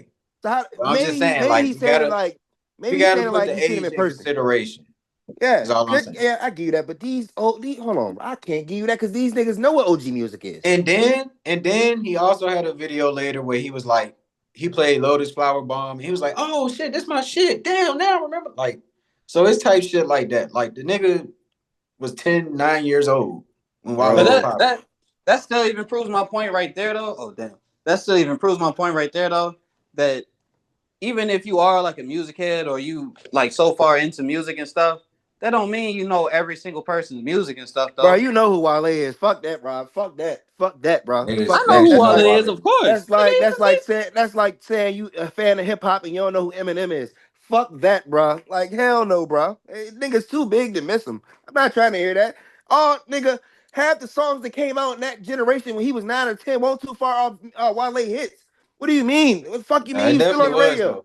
He was No, still on the fucking radio dropping albums. What do you mean he's part of MMG? Rick Ross, you know these niggas, you know who Wale is. He's being casual. His yes, generation he's being is casual. his generation's That's what taste I'm. in music is fucking casual. That's what I'm saying. Their music is trash. Young boy, come on now. What are we talking about? Their music, their You so substance. come on now, don't do that. Don't do that. Like their mute. No, I'm just saying that generation compared to hip hop, bro. That shit is trash compared to real hip hop, bro. Don't get me wrong. Don't get me wrong, nigga. I think the hip hop music you listen to is fucking trash. I think that Currency shit is trash. But I can listen to Currency. The furthest I'll go with that type of rap is Wiz Khalifa. That's the furthest I'll go. You know what I'm saying? All that I get that lifestyle. They talking about lifestyle rap. They not on that gangster shit. They talking about real life. Like like cooling type shit. I get that. It's not appealing to the ear as most music. Niggas want something in between, like in between of touching things. That's what hip hop is. That shit, you can almost consider Larry June and them type music a different genre of rap, bro. It's like calm rap. It's not, they got their own subgenre. It's not, it's you know how trap rap got theirs. They got their own, like, I don't know what you would call it. Like I don't know what you call it. But you Chill basically vibe. describing what I'm basically saying though. Like, Yeah. you're not just because I don't listen to YoungBoy don't mean like Don't I mean don't listen like music or anything, or I yeah, don't like expand my ears. I listen yeah, to just that's what I'm about saying. everybody still. Nigga, You expand I you listen to expand your R&B and ears.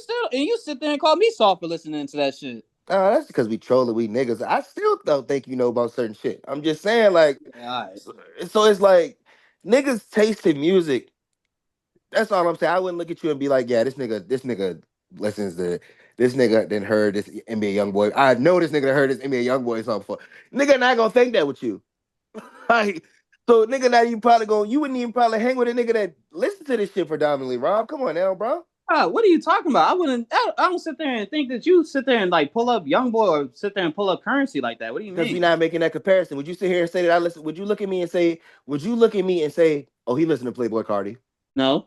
Exactly. I can look at you and say, he listened to Currency, Snoop Dogg, Wiz, or somebody because of your aura. That's your own personal opinion. Bro, we can give a survey. 10 niggas that say that you listen to Currency, bro. Look at your Instagram. Oh my God, bro. Your whole roster Taz. Come on, bro. Like Taz man with the gas, If man. you look at my profile, Uh-huh. you will see it's a Future song on there, right? Yeah, but you not really. Your whole relationship with Future is questionable. First of all, your whole relationship with Future is questionable. You only like Future because he's toxic to these bitches, and that's what you like. You're toxic to bitches, and so I think your alter ego is Future.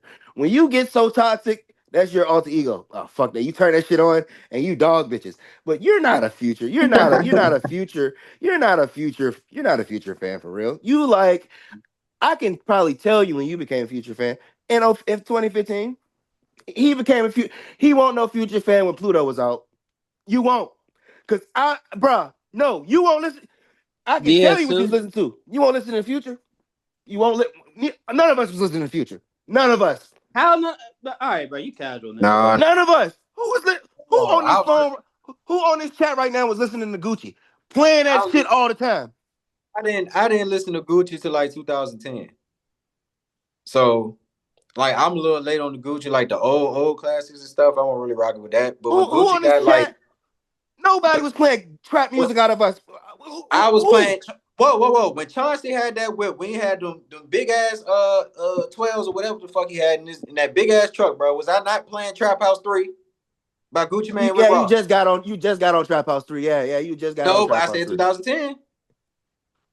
That's That when was Chauncey had. That's 2013. when Chauncey had a Yukon. Huh? That's when Chauncey had the Yukon with the 23s on it. Yeah, whatever it was. All I know is like that was 2003. I mean 2023. I mean not 2023. 2013. 2013. Yeah, we was definitely into trap then. I'm talking about niggas won't listen. I was in 2010. So niggas, hold on. So was you listening to Waxy I was Racks listening on to Racks Waka on Racks? Flocka. Was you listening to Racks on Racks? Racks on racks on racks. I mean, that was a radio hit. Everybody was fucking with that. Yeah. Niggas want in the trenches, what I'm saying. Niggas won't listen. You But had to niggas be in the heard that trenches. shit on the radio all the time. Yeah, Future's hit. You heard Future's hits. That's not a fan. That's a radio hit. You won't listen to the Pluto. You won't go into fucking that Piff to go Nah, I get the wouldn't. Pluto No, I mixtape. say the most recent. I mean, the soonest that I listened to Future was probably like 15. probably Monster. Like Yeah, probably that a little run. before that though. All right, so you As was far as on like during it. singles, like he had Tony Montana and he had Yeah, that's about but 2012. same damn time. I'm looking for you. Like those are undeniable. So Yeah, niggas was listening to Future. that's his But radio hits. Niggas listen to his radio hits, bro. yeah, it was radio hits for me though. But I They say still that. won't like. Yeah. Oh, I ain't like fucking with bro. Nah, I won't really listen to him like that though. Like Niggas can say I heard all them Gucci songs, but to be honest, those is his radio hits. Niggas heard songs on the Freaky Girl. Niggas heard songs on the radio. Niggas. The only nigga I know that was really on tune with that shit when we had our laptops, and I don't know if y'all want to y'all won't go over his house like that. But Bro, Deontay was he the always thinking some dumb shit like what? Deontay was the only one who had that shit on his computer, bro. He had That had all that what? shit. He had iTunes. Not we all had iTunes, but Deontay had like LimeWire or some shit, bro. He had like some shit of like, Nigga, I had Napster. What are you talking about? man. Deontay yeah, was the shit. I first had nigga. LimeWire too. Yeah, like Deontay was the first one out of all of us was listening to Waka, bro. He put Yeah, me he on Waka probably was. Flocka. He put me on Waka Flocka Flame. I don't know about that one. I'm saying that's who put me. I don't know who put you on Waka Flocka Flame, but I'm saying that's who I started listening to Waka Flocka. I started listening to that nigga off him. Like talking about writing on the wall, Gucci, 2010. Like yeah, 2009 type shit. Yeah, like I'm fucking on a camera, like Tommy Lee and like that type shit. I'm like, Nah, yeah, that's definitely. I mean, he won a radio. No, that was a radio hit. yeah, but it was on his mixtape, on his It movie was. mixtape. Yeah. Yeah, one of his best mixtapes. Just another day in the East Atlanta Six. Bruh, I can tell you one thing. Niggas play, it's crazy. Our generation play fucking old school Project Pat and all them niggas now. But like, and that shit was a hit then. That shit, that song that Rob be playing, like Cheese and Dope. That whole album by Project Pat, that shit was sweet then. Imagine the vibes then. Like, and I hear them beats now, and I'd be like, they thought of this shit then. I'd be like, that shit crazy to me. Like, his beats was sweet as a bitch. Like Project Pat, another nigga you gotta pay homage to, like with that trap music. I said Memphis. I know we had a debate about what kind of music is like trap music. I would consider Tennessee, Memphis, Atlanta. Some parts is we can make it a debate about Houston. You know what I'm saying? But like, if we're calling that the South, it is the South, but is it trap music? I think that was the distinction we was trying to make. But like, yeah, they rap about some of the same shit, but I think it's in a different style. Whereas Gucci Man, like they, glorify poverty and selling drugs in the community, whereas they talk about cars and bitches and pimps and jewelry and like the materialistic things. They was on drip music before it was like drip, before like niggas started talking about drip. Like before the Migos came out, started talking about drip. Because the Migos really don't talk about, poverty lifestyle.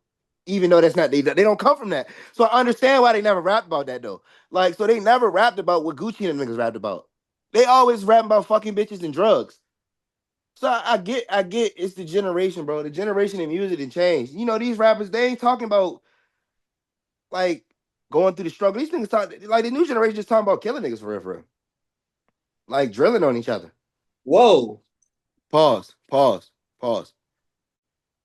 Like I feel like this shit, all the substance, all the sub variant of that Chicago drill shit. I feel like Chicago drill music hit the scene, and we just seeing different variations from each like state, pretty much like Chicago, G Herbo and Chief Keef, they got their own flow and shit. But like you see everybody go everywhere else. Like Detroit, just became popular.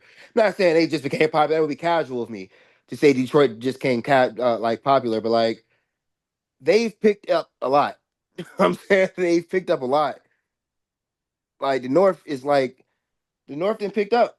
New York, Philly, Detroit, shit. I'd even say Jersey. I'd go as far as saying Jersey. In But like, Chicago, yeah. well, Midwest. Midwest, that's Midwest. That's what you call it? What's that nigga that rap fast? Twister told you that. I started calling Chicago the Midwest after I heard Twister. You know what I'm saying? Yeah. Twister started saying that shit was the Midwest. You know what I'm saying? I always was kind of funny with it with Kanye. Cause in my mind, I always nigga looking at Kanye make you want to think he's not from Chicago. You want to be like, a nigga like him is from Cali. But like that nigga's from Chicago. Like the same, same Chicago Chief Keef from. So I'm like, but it's the generation. It's just the generation. That nigga ain't number like what, probably 12 years older than Chief Keef, but you can see the generation in it. Like you can see like Kanye meant he was gonna be successful. And Chief Keef just did this shit off some shit that I feel like what eventually was gonna, like, as much as podcasts and shit has came along, that lifestyle was gonna be exposed by somebody. Like niggas living in the street real time. Like real time, kill you, rap about that shit. That whole drill shit took off like a bitch. Niggas living about what they really talking about. Like Chief Keef really shooting police and then rapping about it in a song 2 months later. You see TK, all these niggas. TK really fucking boosted this generation. Like they really don't give a fuck. It pushes this streamer. That's what that shit has birthed. Streaming. That drill shit has birthed streaming. People want to see the shit as it's happening. Like while it's happening live, they want to interact with you. Your chat can make you, bro. Your chat can make you wild out and do shit, bro. Like chat, you give me 50 something, something, something, and I'm doing this. The chat can just spam some shit. Oh, y'all want me to do this? Niggas be wilding, bro. Like I'm telling you, bro. Society gonna change again, bro. That's what rap gonna be in a minute. Streaming. Niggas gonna start streaming concerts. Niggas gonna stop doing in-person concerts and they gonna start streaming them bitches, bro. Watch what I tell you. Is niggas still here? Yeah, chat.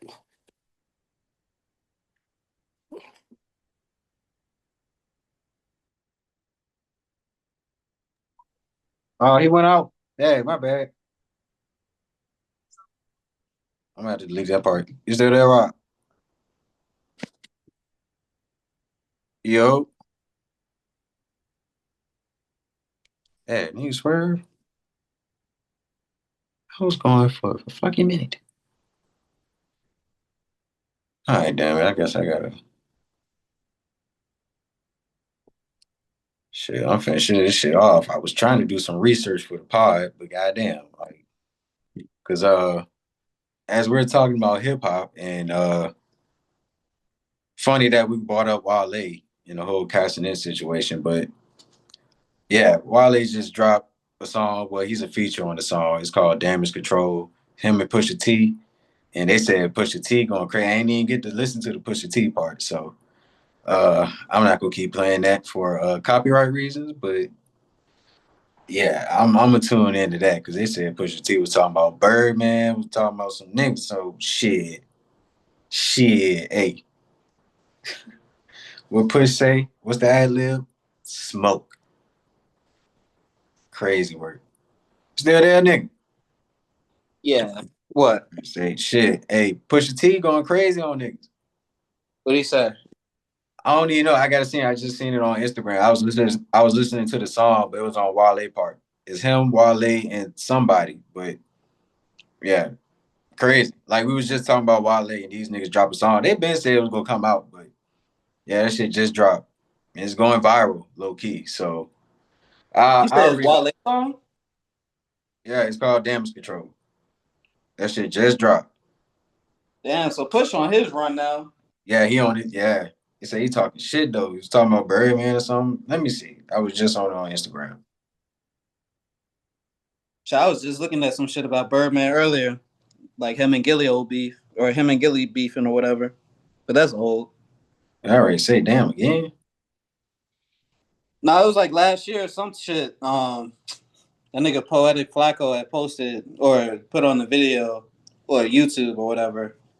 Basically like Birdman saying like the reason why he stopped fucking with Gilly back then, basically, like he said he wasn't making him no money, and like Hidden Figures had a whole incident with state property, and how they was going back and forth and everything. They said he basically said Benny Siegel had grabbed this nigga by his neck and knocked this nigga out. Well, he basically dragged this nigga out the mall or got this nigga to come out from where he was from by grabbing him by the neck and then knocking him out too.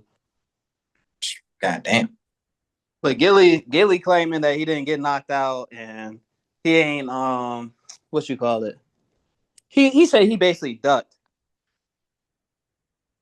That nigga swung. Like he swung and then he just dodged basically brush. Well, he dodged brush swing basically.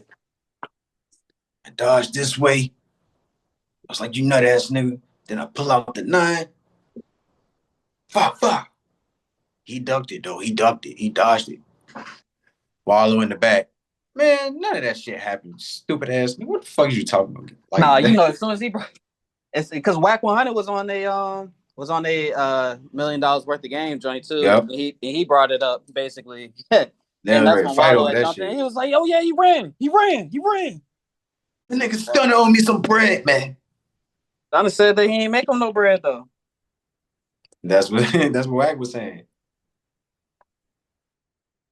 But yeah, I'm gonna listen to this song because so one of the quotables. Oh, that freeze up. I'm ready. But yeah, one of the quotables, it said, "Bruise Eagles, man, you niggas might sue New Jack Ninos, telling on the crew." So that's clearly a shot at Drake. Hold on, what he say? He said, "Bruise Eagles, man, you niggas might sue New Jack Ninos, telling on the crew." I don't know how he actually said it, but that's what the quote says. Bruise Eagles, man, you niggas might sue New Jack Ninos, telling on the crew. So he basically talking about Drake. He ain't playing. So yeah, I'm gonna listen to it later. I'll give a evaluation another time. But yeah, shit. Push back on It's so fun. That's crazy. So fun. It's so fun when your favorite rapper is the best rapper of all time. Yeah, but even you acknowledge that Pusha T got a different type of, shadow over Drake. So Drake is like Goku. He gets better every time somebody disses him. Well, we got to see because so what do you think about these 2 songs with Drake? Like the 2 songs he dropped on the episodes. What did I miss? What did I miss? What did I miss? What did I miss? Let's go. Hey, let's go, let's go. Hey, let's go, let's go. Hey, let's go. Hey, let's go. Hey, let's go. Yeah. Niggas get punched in the face with some TLC shit on the dead guys. Some TLC shit, cause my nigga, you gon' need a chili ice pack for your left eye. I'm back in your city tonight, walking around my head high. I saw bro end up pop out with them, but been dick riding gang since headlines. All the girls that's here for the truth, come put both hands on a DJ booth, then wind your waist to the big man sound. And I get too stiff cause the thing's too round, good God. Make me lift up your gown, but your face so sweet, wanna spin you around. If I go link gang, I'll bring you around. If I go to the bar, I'll bring you around. Which one? Which one? You're not like the things you're around, you're a real good girl, so I'm ringing you down. But come to the bed, I'll fling you around. What? These guys can't make songs for the gal, them trust me, this how the single should sound. Fuck anyone that's bringing you down. Sweetheart, you're doing your thing right now, good God. Niggas forget that Family Matters played a huge factor in this beef. Of course, but that was a year ago. I feel like that track pretty much solidified where he stand with Kendrick, bro. I mean, not really, because if he's still sending a couple shots here and there, it's not really solidified. I feel like They Not Like Us was Kendrick's supreme shot, and Family Matters was Drake's supreme shot. Okay, it was the best. That's a year ago. It was the best in both. It was the best in both of their holsters. So I don't get what you're trying to say. Like, I'm saying, out of all the songs that Kendrick ever said something about Drake in, They Not Like Us is the best one. So are these songs that just recently dropped irrelevant or something? No, that's on Kendrick's side. Every song he's made after They Not Like Us talking about Drake, I don't think it has that much hit as They Not Like Us. I mean, I don't know. They be playing 30 for 30 every day on the radio. That song's not specifically what we're talking about though. They Not Like Us is what we're talking. That started everything. No, 30 for 30 was low key like Bro, he's calling a SZA nigga a jumping in. pedophile and a minor in the track. He's trying to sue. He's trying to pull out all legal stops. That is the most important diss song. Okay, it is, but I'm just saying, like, it was a couple more hits that came after that. I mean, the GNX album. Yeah, but that's not Up. the GNX album is probably not even as big as that one song. It type is. I mean, the tour is looking historical. Super Because Bowl niggas want to hear that song. performance. All this is happening because of that song. And he's dissing who? I That's what mean, I'm saying. You give I don't praise to know. that shit. I know my nigga took the L. Yes, he took the L. He took a big L. He took the biggest L of all rappers and rap beats. Probably number one all time. It's probably number one all time, Chad. The biggest rap diss in all time. It probably outdoes Nas Ether Jump. Probably outdoes Tupac's Who Shot You Jump. Because it's on demand straight, and they both in a prime. Tupac and Biggie was in a prime. You see what happened a year later. They won't both of them weren't on this earth. So like these are two legends battling. I said K Dot won the war. K Dot won the battle. He won a very specific battle in the war. Yes, this shit ain't over though. It's still progressing. It's still heating up. He ain't dropped his album of yet of this. Now he gave me if this shit is if this shit is good as Take Care or one of them albums we holding it up to. If this is one of them Jones, I know it got them two songs on there that make you think, oh, this is ready to be another Drake junk. But if this junk got like, hear me out, real. If this junk got 21 tracks, 22 tracks, it can go down in history. You know And what? that's the point I was trying to get to. Like, what's the trajectory for Drake in this situation? Because I mean, There's just a lot of glazing, real. Just a lot of glazing. It's not a lot of glazing. We're talking historically long Drake albums. But Long I Drake don't albums are really want to successful. talk historically because that really don't matter in this situation. What Look matters right now at is Scorpion. Drake will drop a classic album coming up. If Based it's on the same got. level, I'm trying to tell you that. If it's on the same level as Scorpion, if it's on the same level as Take Care, or that other joint when he's sitting in that room with all that gold shit, yeah, Take Care. Like, bro, if it has 22 tracks, I think it's something to listen to, bro. That's all I'm gonna say. 22 tracks of some current shit that's going on right now. He might make another Scorpion 2.0. Yeah, it got to be a new. It can't just be some shit he dropping. It can't just be like. It can't be like For All the Dogs. It can't be like For All the Dogs. For All the Dogs, he touched pretty much every genre of hip hop. He tried to diversify on every genre of hip hop. It got to be one solid situation he's going through, like Scorpion. The Pusha T bringing his child out that made him make one album of one thing. I feel like this, but you already heard two songs now. They got that pop shit is gonna be trying to be a summer song, and that international shit. These two international songs with Central C. That's the shit, that narrative he's trying to push of that whole UK USA narrative. You gonna have to address that in He's this album definitely too. trying to See, tap that's into what's that.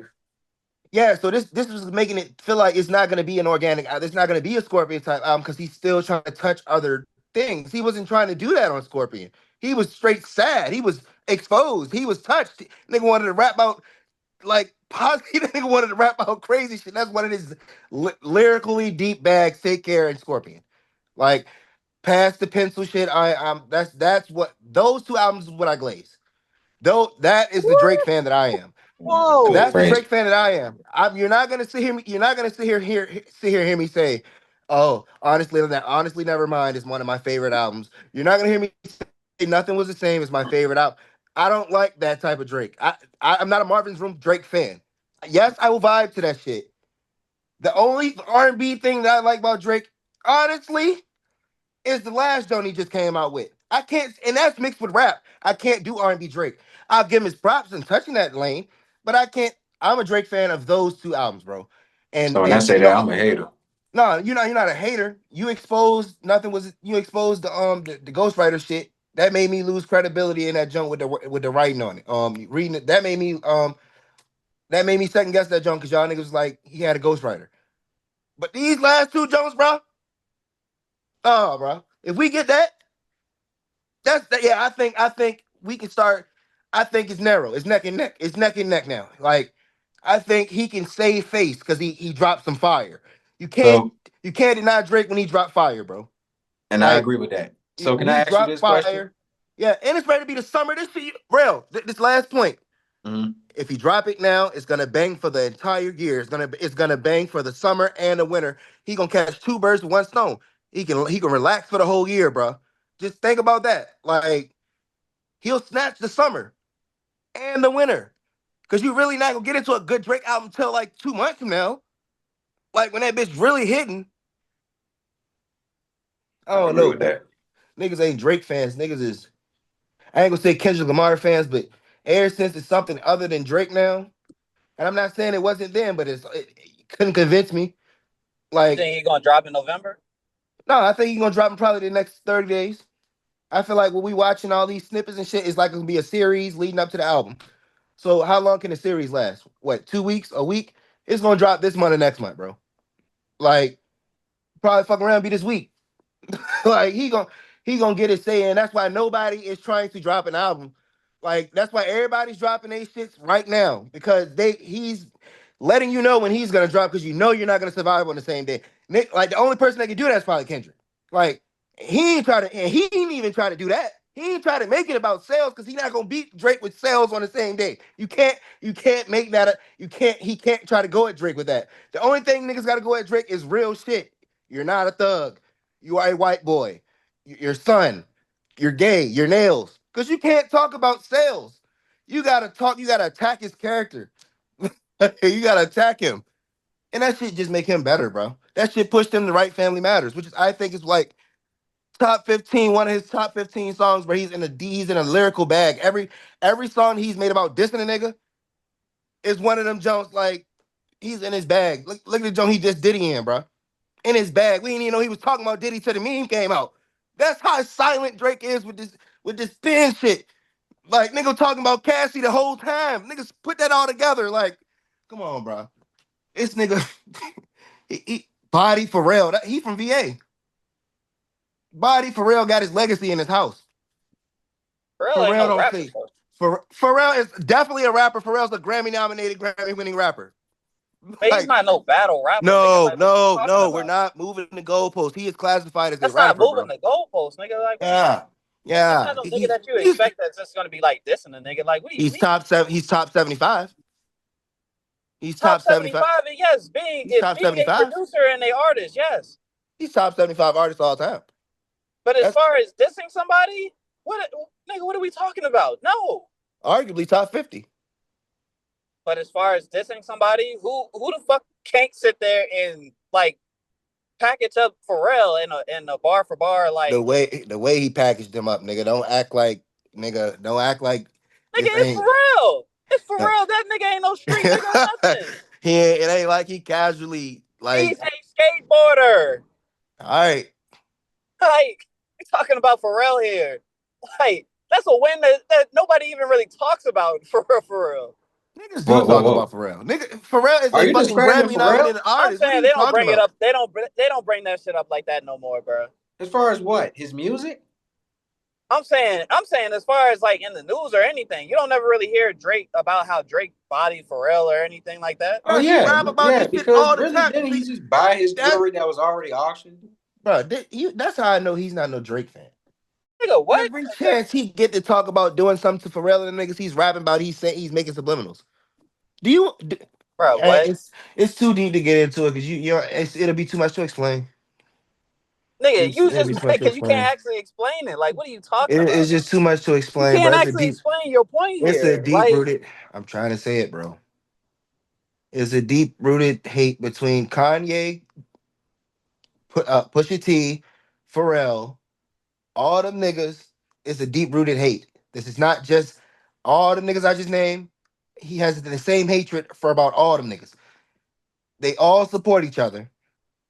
Like so, 90% of Drake's music since like I don't know when's the first time him and Pusha T got into it. I'm talking about before the diss tracks. They ain't been liking each other since before some shit. Like I think it was 2014, right before nothing was the same. Like right when he did like, that album in between views, I think, and he still made that album. There's a song on there called Sacrifices. I believe I'm talking about, or maybe the joint with his dad on the front. Maybe one of them joints. There's a song on there called Sacrifices. There's a song on that joint he got with Quavo. He talking about Pharrell twice. He talking about it's little subtle shit. I read, you know what I'm saying? I'm casual. I found this shit all out on the YouTube video. But like, yeah, like since 2015, bro, this nigga been silently beefing with all them niggas, saying indiscriminate little lines and shit, referencing like niggas that brought it up on Twitter, like pictures and all this shit. Like that's how they broke down the Diddy diss. Like with the Cassie, that's how I know about that joint. Like it's just so like it's a deep rooted hate with these niggas, bro. And Pharrell, you're trying to say he's small. Pharrell helped a lot of niggas in the music game. He has tons of like either like he's probably got like at least. Hold on. What do you saying? You said what? No, like biggest producers that like me. Yeah, your phone broke up. I couldn't hear you. I'm saying as far as his rap style, that nigga is not no person that is and drop some bar or whatever. Like you can say, a lot of shit because he's not no street nigga. He ain't nobody that you would look for. He ain't nobody that you would look for a response from. I get what you're saying. Hey, by the way, my shit go down. So when it do, y'all niggas just do the intro. I mean the outro. Just we can go ahead. We can go ahead. All right. Nah, I'm ready to pick up shot anyway. I'm gonna holler at y'all. All right, well shit. All right. I'll go ahead and close it out. All right, yeah. Before I do all that good stuff, I do want to mention the other 2 hours I ain't get to talk about, which is what old boy had in the background, Alfredo 2 by Freddie Gibbs and The Alchemist. That just dropped today, so that shit fire. I fucks with it. I'll give a little more of a synopsis next time, but you know, I think that and another album that came out, Summertime Bush 2. I like how both of those came, around the same time because, Benny and Freddie got their history and stuff like that. So I'm trying to figure out which album is better between Benny the Butchers and Freddie Gibbs. It's a toss up to be honest, but both are like 8s. Both are like good 8s, mid 8s, in my opinion. So, regardless of the fact, I fuck with those 2 solid albums. And yeah, I'll give more of an analysis next time because Freddie Gibbs be saying some slick shit. So I wonder how that's gonna be perceived as far as like Benny the Butcher, who also be saying some slick shit. He definitely threw his shots in some of them songs. But yeah, we'll talk about the actual songs and all that, but shout out to them too, dropping that. Before I really leave, I guess I ain't got that much time. Maybe I can get a little in depth, but good to see the WNBA back as far as the season continuing. All-Star was cool, I guess. I think it was more so entertaining off the court in a sense. Team Collier, and shout out to Team Collier, that's what I was going for. They dropped, 149 pointers in warm-ups. How about Paige? Oh, yeah! Able to play, but the captain of the team, she's going to give Caitlin down. You don't very often get to do that, Sally. Chores were determined by. Here's Collier. The face-up is smooth at the bench. Collier connects. Here comes Collier on a 4. Another. And the people of Indianapolis are for this. Neck out there for Team Collier. What a play there. Fans who are in the weeds of this league. Keisha Gray having a career year in Atlanta. Launching from 4. What if moving forward we're really here to solve problems. And create them. I'm not. Paige, by the way, with 8 assists. Collier, you bet! And it took a decade. It was not instant. He's a Collier hitting like hella 4-point threes and stuff like that, going crazy and winning MVP. But I think beyond the actual basketball, the thing that I thought was the best thing for them was just the camaraderie they have.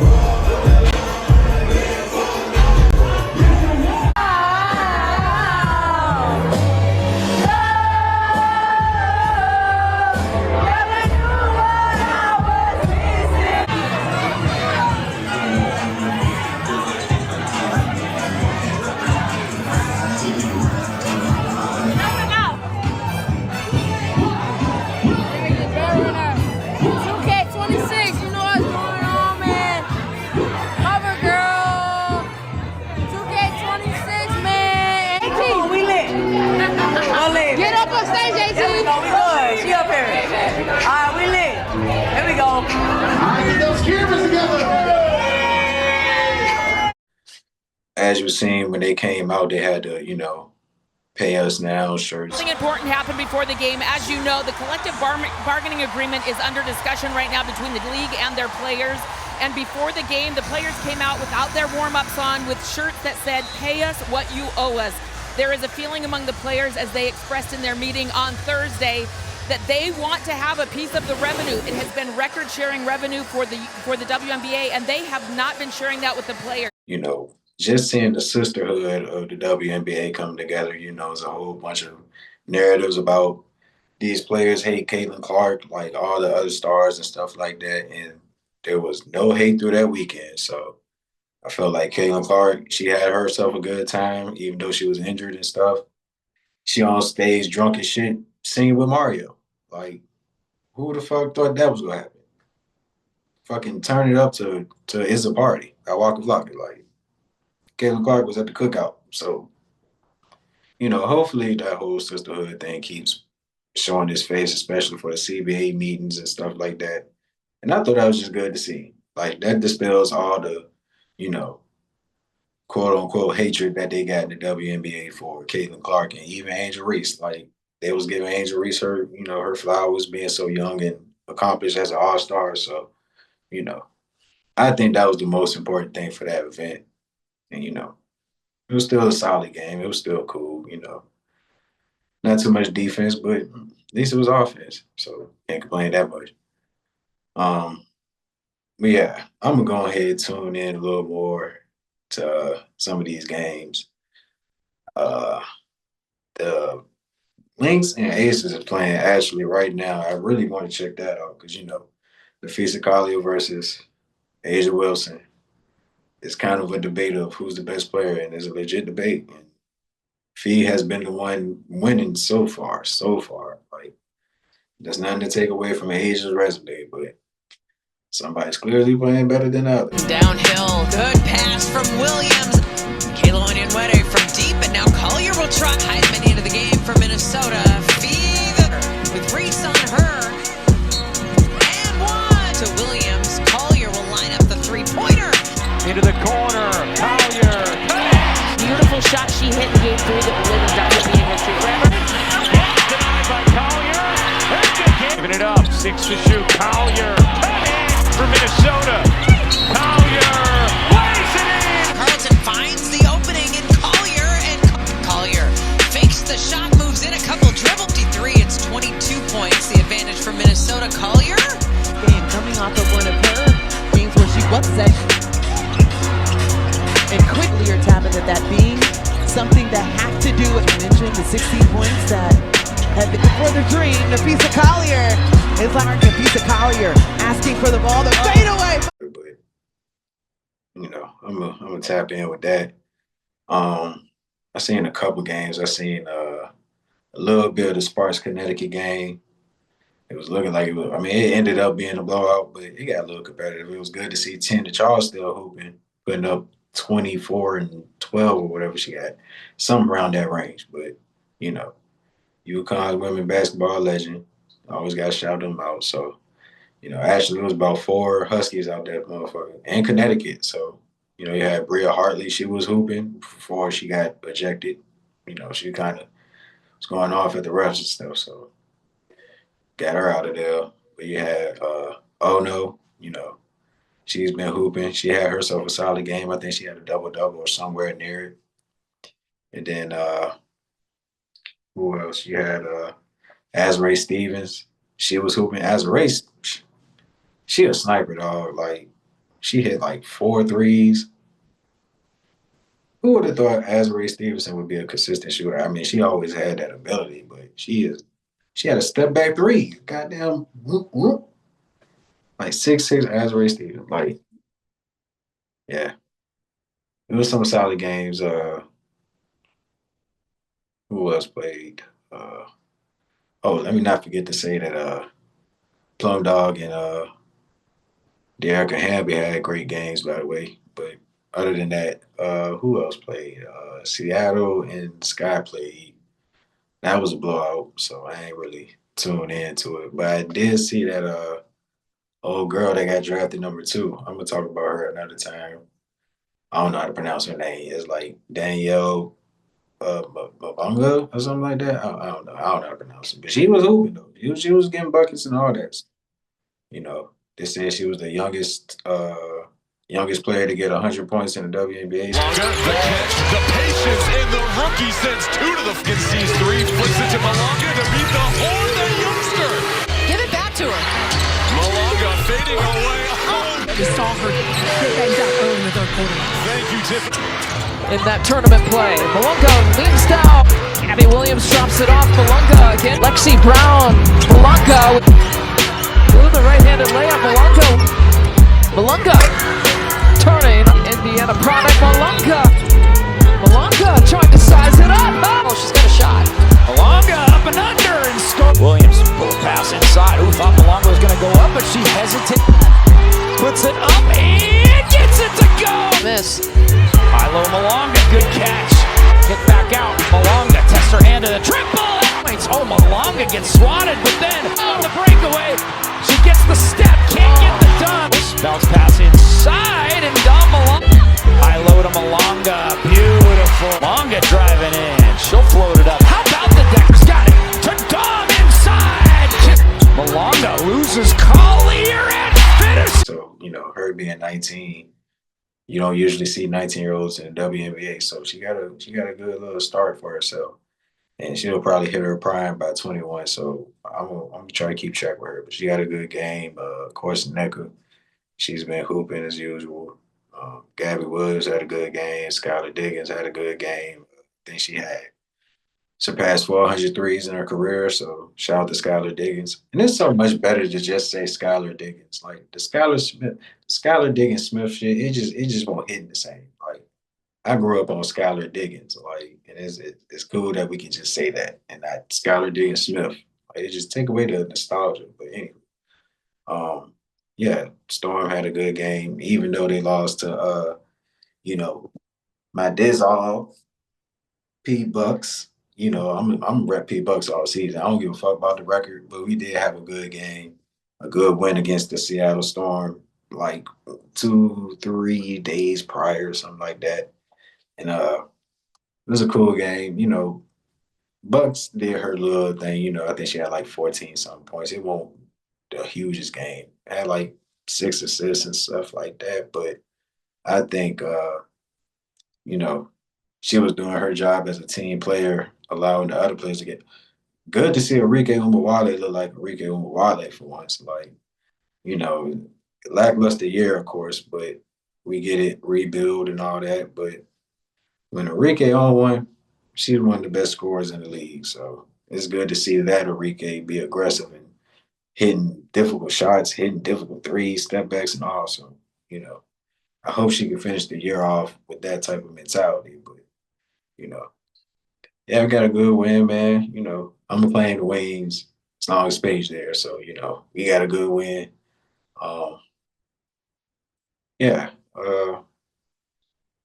Other than that, who else played? I'm forgetting about the team. I seen another team play, but I ain't watched too much of it. But I'm gonna try to lock in on some games this weekend for sure, and probably watch this Aces Lynx game. Speaking of Aces, that's who they played. They played against the Fever, and they got smacked. Low key, nah, they ain't get smacked, but losing to the Fever without Caitlin Clark. And last time they played the Fever, I think they got legitimately smacked by like 30 or something like that. So, it's kind of tough, losing to Harry McDonald. And I fuck with Harry McDonald. I fuck with Sid Colston. But, Caitlin Clark, you're supposed to be competitive with Caitlin Clark on the floor. Y'all losing without her. So that's just crazy for the Aces. So I'm not sure about that. I'll try to see this game. Hopefully, it's probably at halftime. So hopefully I can see it and see how the Aces look and how they bounce back. Because it's unexcusable for them to have, Jewel Lloyd and Jackie Young, Chelsea Gray, top 5 point guard in the league. Like, they're kind of underperforming. Even Asia, in a sense. Like, she ain't playing the best. So, the Aces got to get together quick because it's too many teams with a better trajectory than them. So, they could look vulnerable in this playoff run if they don't get a streak going or something. But we'll see how that go.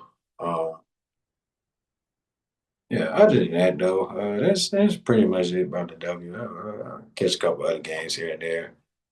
But yeah, shout out to the W. Shout out to the All-Star Weekend and its festivities. I enjoyed it pretty much as far as the entertainment.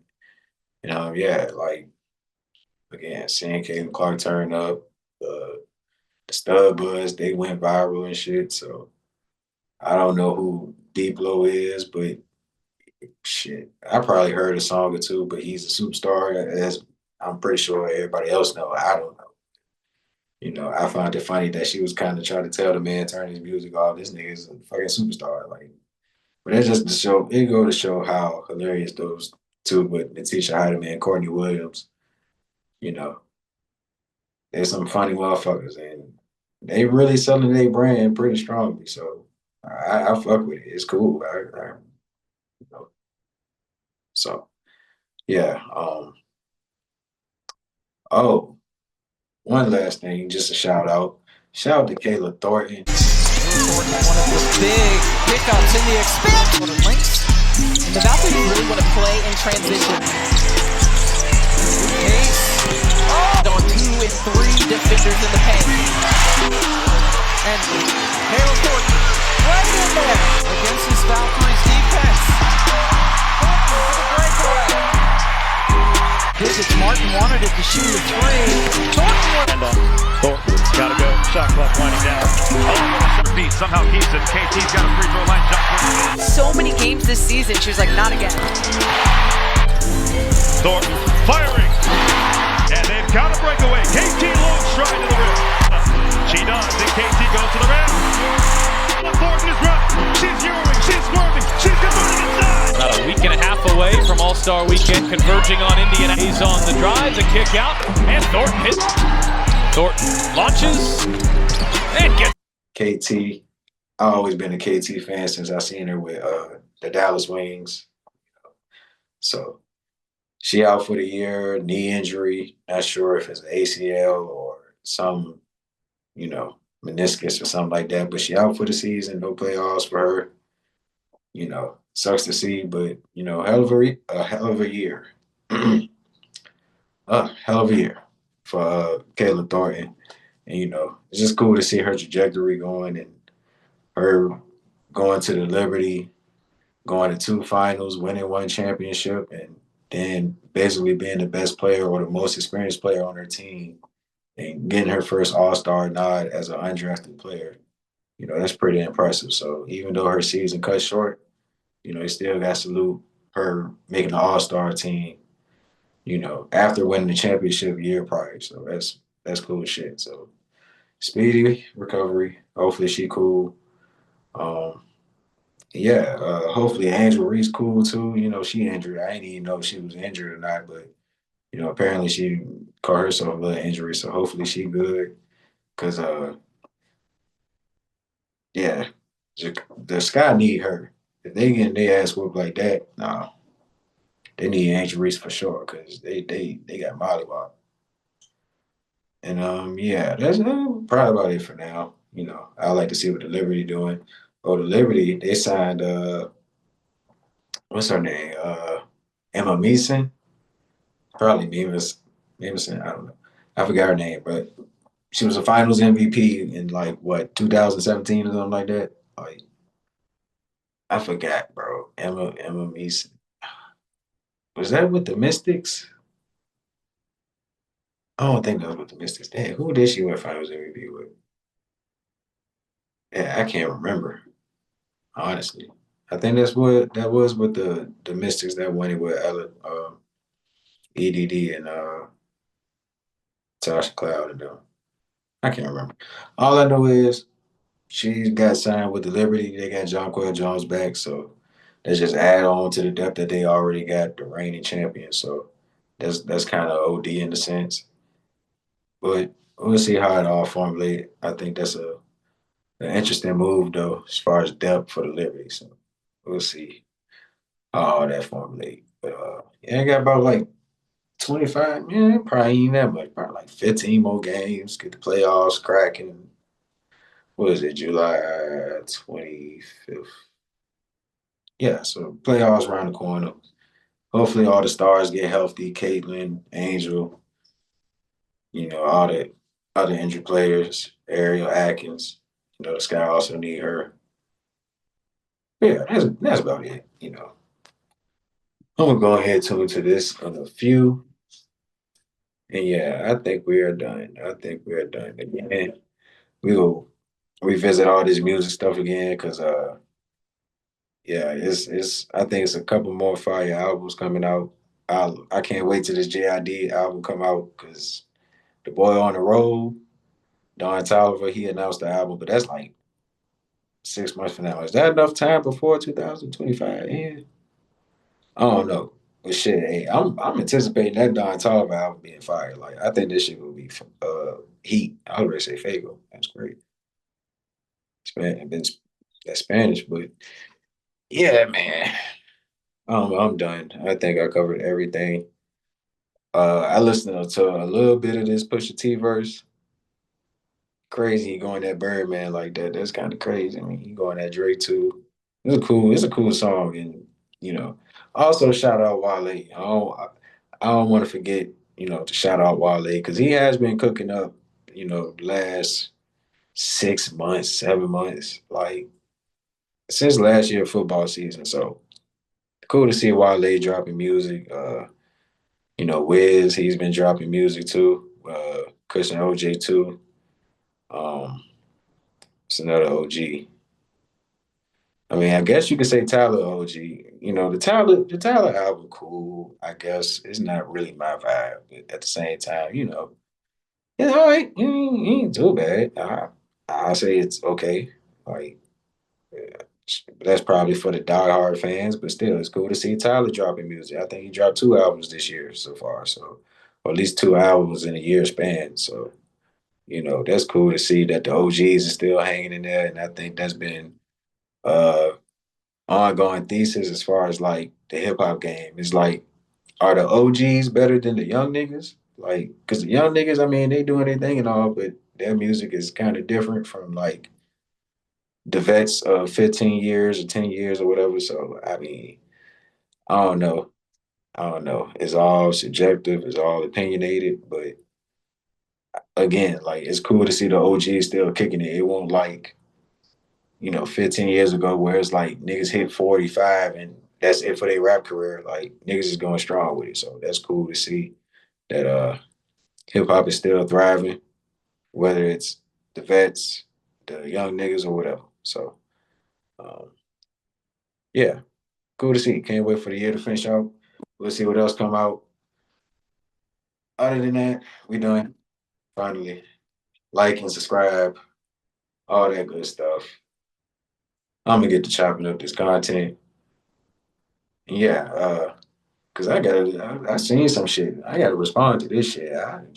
Nigga popping out to the fucking woods with that. That's crazy.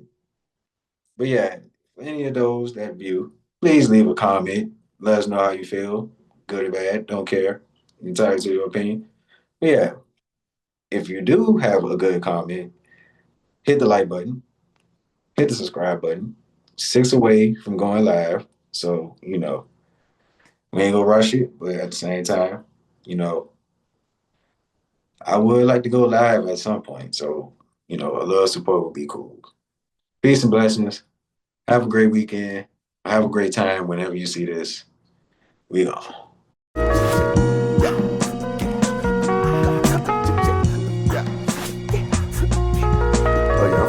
Not Thursday. Yeah. She loves me not. Loves me DBS in a lot. I'm taking green tea shots. I usually don't drink them shits, but